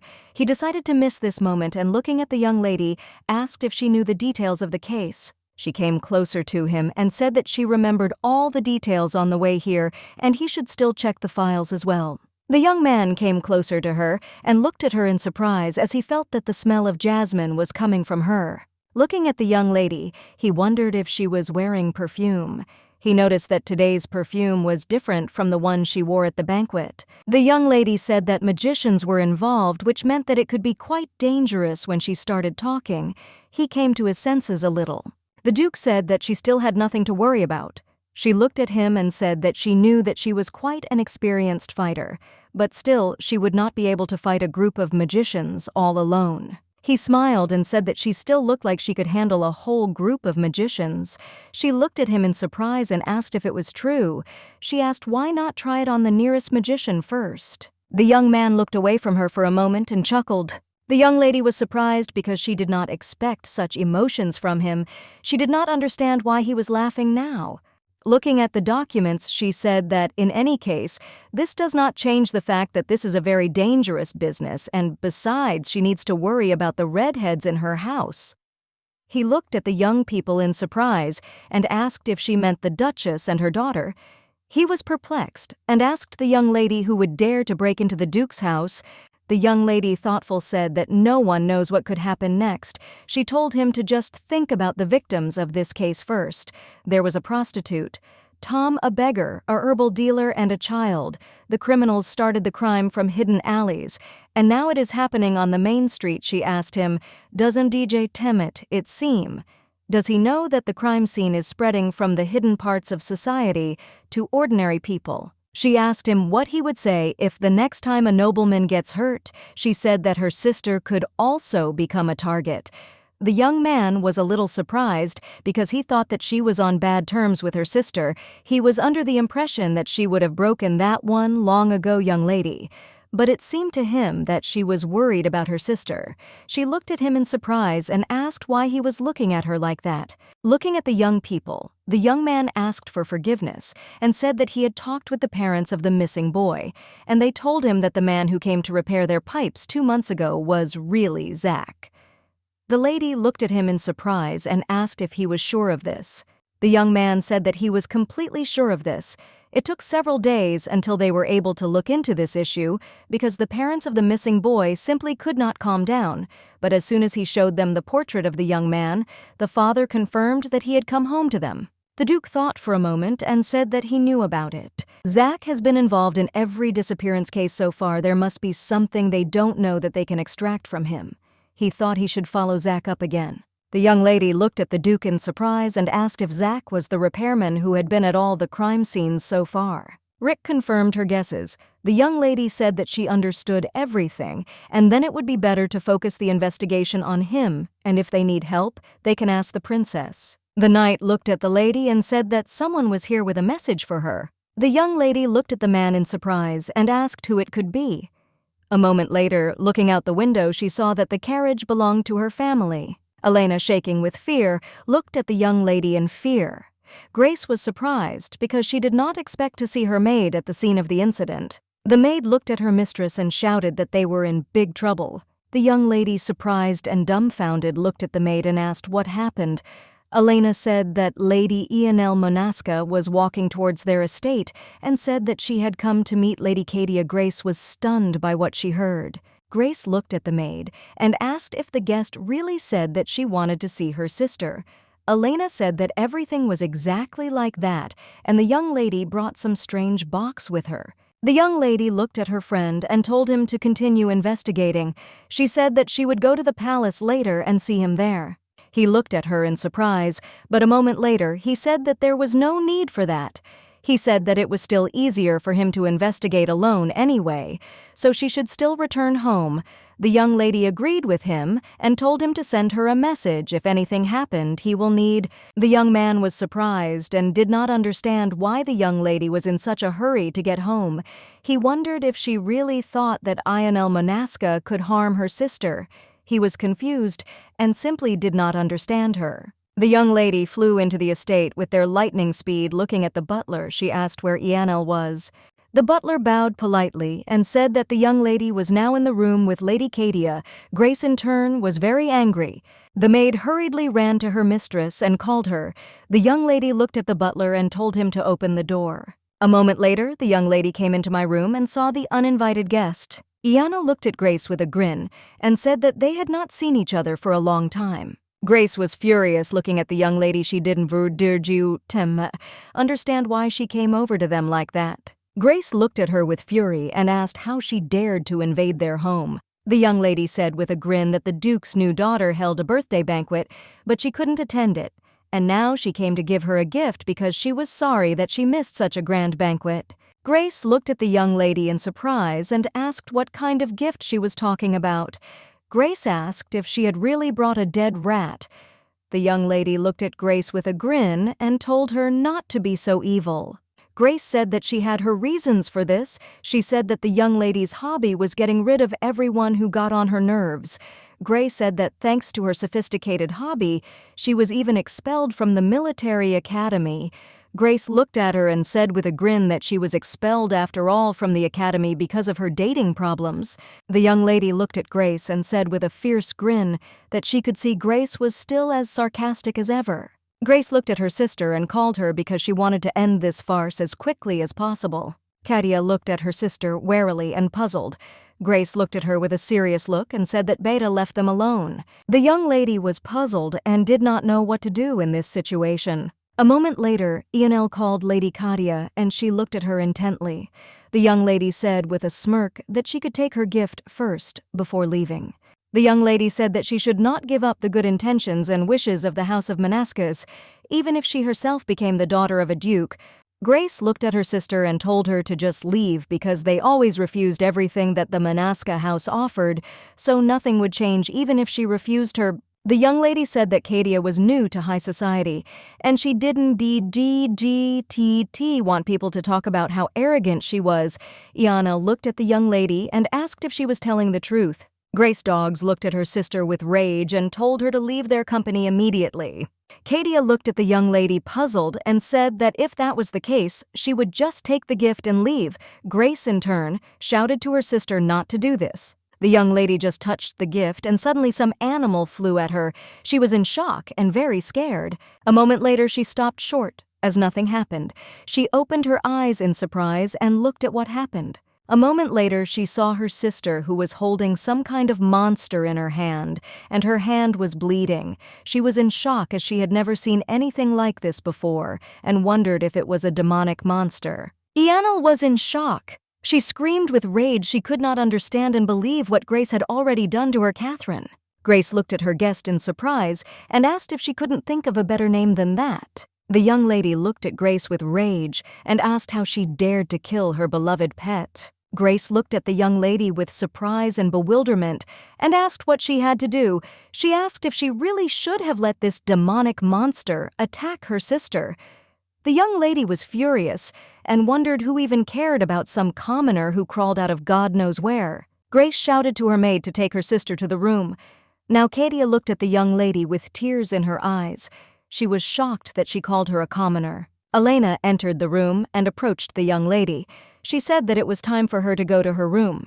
Ionel looked at Grace and said with a grin that she cares about her sister, and this is very unexpected. She asked Grace how lonely she was that she mistook such a commoner for her sister. The young lady told Grace that she was very sorry for her. Grace said that she has enough strength to take care of people different from Ionel, and she is not at all a weakling who needs protection. The young lady looked at Grace with fury and asked what she was talking about. Grace said that she had the full support of the Duke simply because she was his eldest daughter, but in fact, she had achieved nothing on her own. Grace said that he helped her get into the military academy despite her only skills, only to see how she drove herself out of messing with boys. The young lady glared at Grace and told her to take back her words. Grace looked at her and said with a grin that she was very interested in why her little brother had not killed her, yet she said that she would kill her and become the heir herself if she were her brother. The young lady directed her magic at her and angrily told her to keep talking and see what happens next. Grace managed to intercept the young lady and grabbed her by the neck and slammed her against the wall. Grace angrily said that they were warning her and she had better not go near her house again. Grace looked at her with rage and asked if she understood her. The young lady looked at the dirt with a grin and asked, how dare she do this to her? She said that she would still have to answer for this. Grace looked at her angrily and asked what she accounted for. Grace asked if the young lady didn't understand what she would have to answer for bringing a demonic monster into their home. The young lady asked with a grin if she had proof of this. Grace in turn told the young lady to shut her mouth as her sister Winoston Ionel said with a smirk that she was with unclean blood in her veins. She looked at Grace and said that she herself was no better than her. She asked Grace if she still didn't understand it. Grace looked at her and said with a grin that if things didn't seem fair, they could try one of her spells. Ionel looked at the young lady with fury and told her not to think that she wouldn't do it. Grace looked at her with contempt and said that of course she thought so since she was after all the great and magnificent Lady Manaska. Grace looked at her and said that perhaps she should remember something, namely that she was in the land of the Winostins. Grace said that she is not a merciful person at all, and if someone attacks her on her own land, she will never let them get away alive. Ionel looked at the young lady and said with a grin that she would see how long this precious Winoston estate would last. Grace looked at the young lady in bewilderment. She wondered if the lady had finally gone completely mad. Grace looked at her and said with a smirk that she would pay dearly for getting into conflict with her sister. Grace said that she suggested that she worry about her future before taking care of hers. Ionel, looking at the young lady, said that she would bitterly regret this soon. A moment later, she used magic, and in the blink of an eye, she disappeared. The young lady opened the door and told the butler to send an official warning to you, to the estate of the Duke of Manascus, as they need to tell him that they will show them why they are keeping their knights in the area if anyone from his family tries to contact them again. Raising her head, she was a little surprised because she did not expect that the butler would not be there. She looked at her sister in surprise and asked what was happening. Grace looked at her sister in bewilderment and asked why she was here.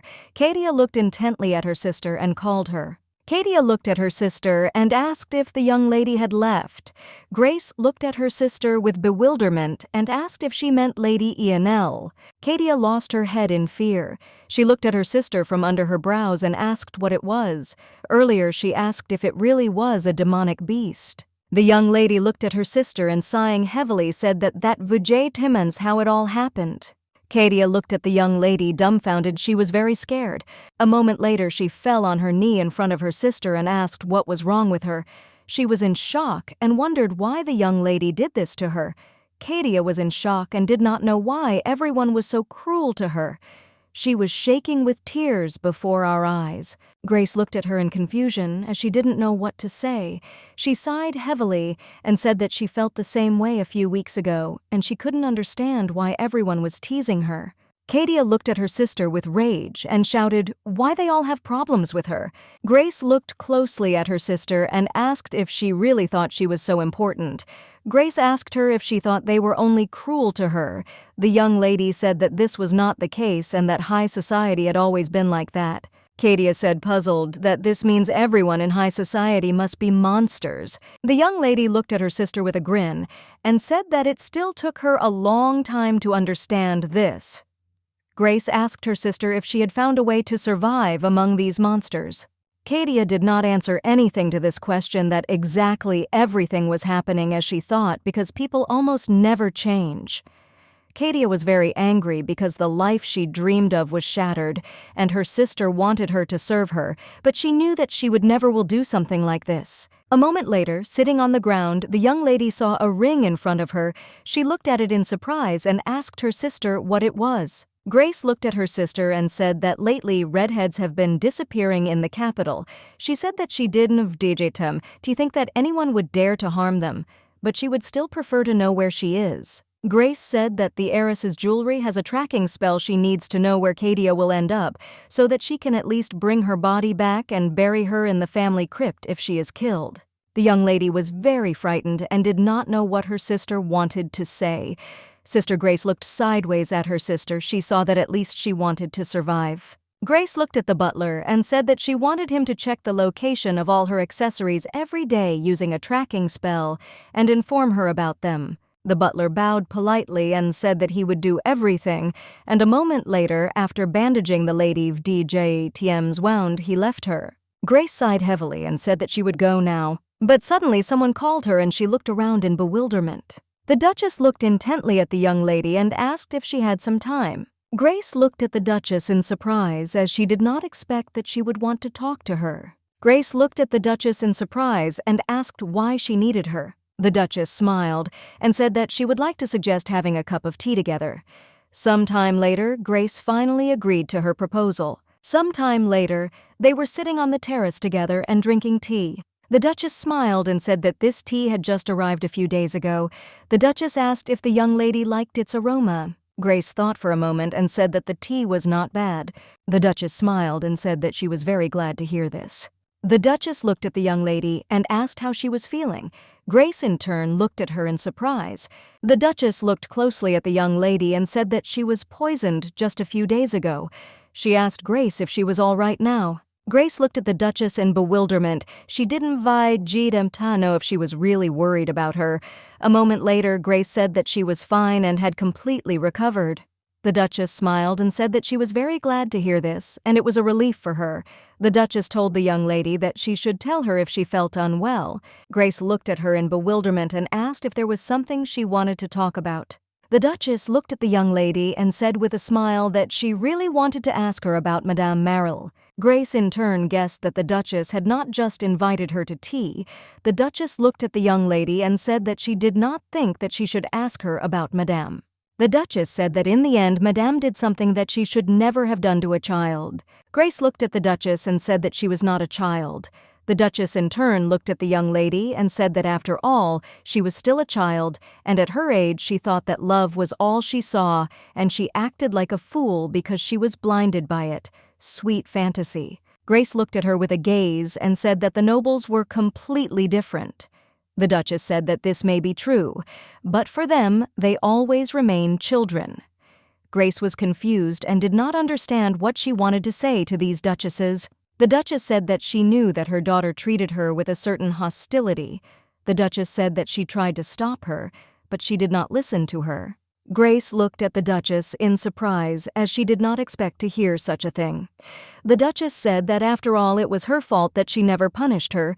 She had to thank Grace for forgiving her daughter, and she really meant it.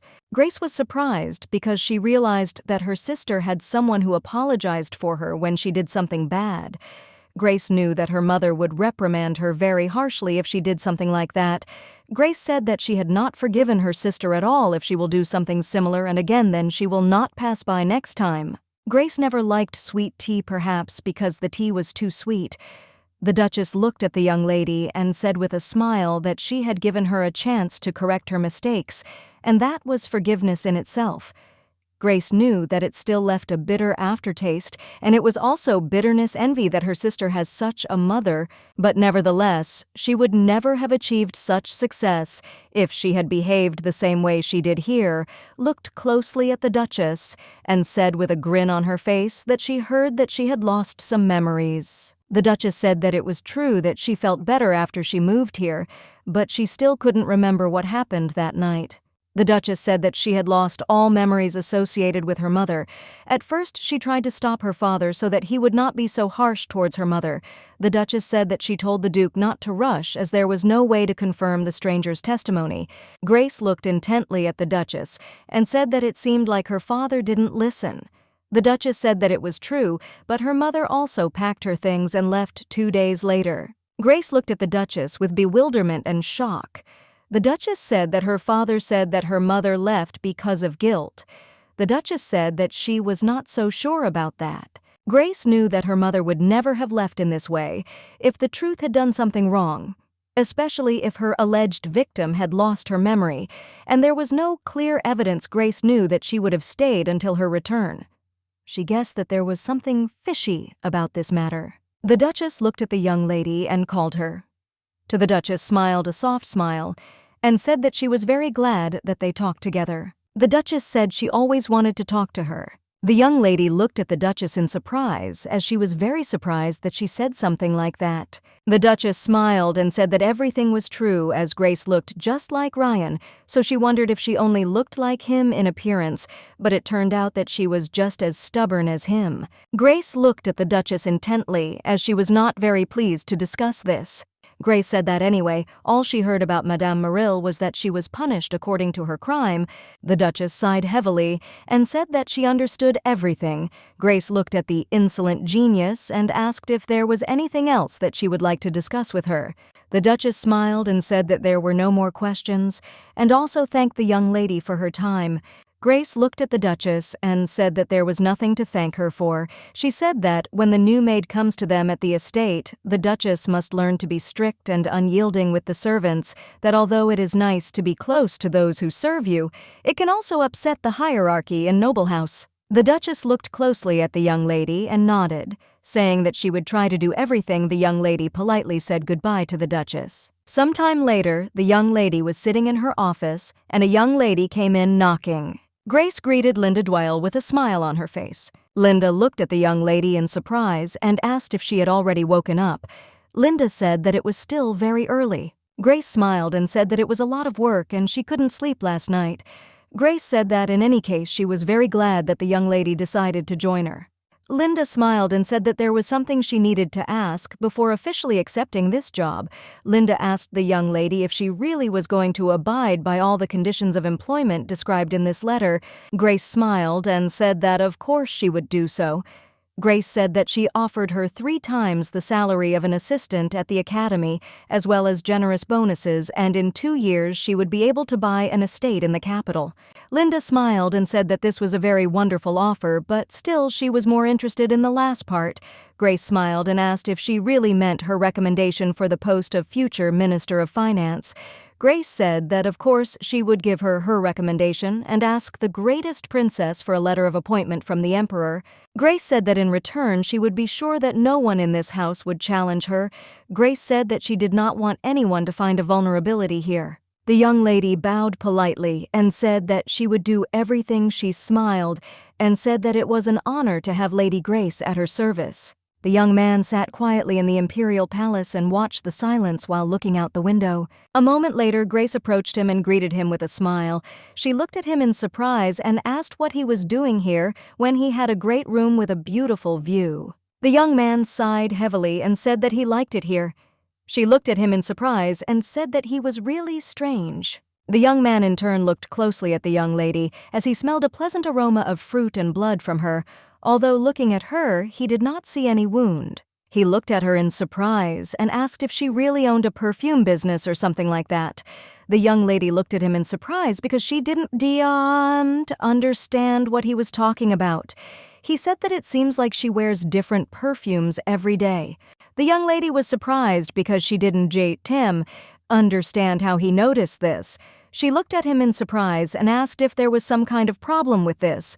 The young man sighed heavily and said that magicians don't tempt like anything artificial. Grace said that ENL has heavier aromas than her. The young man said that magicians are fixated on something besides magic, such as power or fame. They have problems in this regard. Monascas have long forgotten the true essence of being a magician.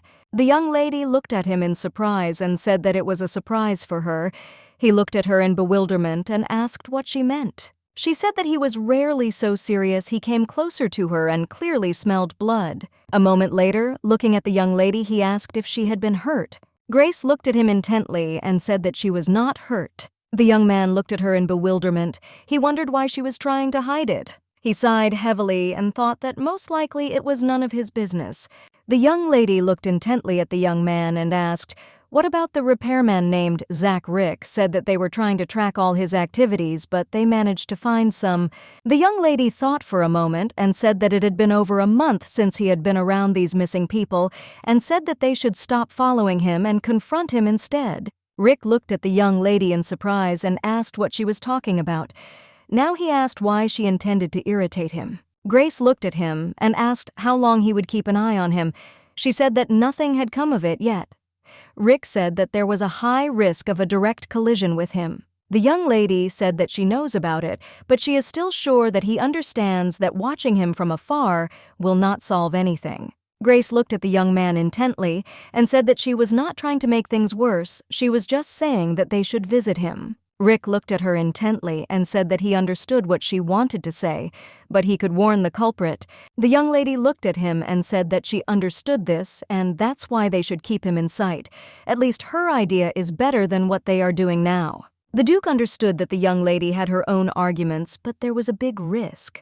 Grace came closer to him and said with a smile that even if he didn't want to go with her, the young man was stunned because she came very close to him.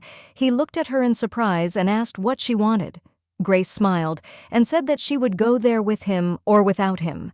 The story about the magician who refused to help her will spread far and wide. Rick looked at her in surprise and with a smirk wondered if this was the best she could do.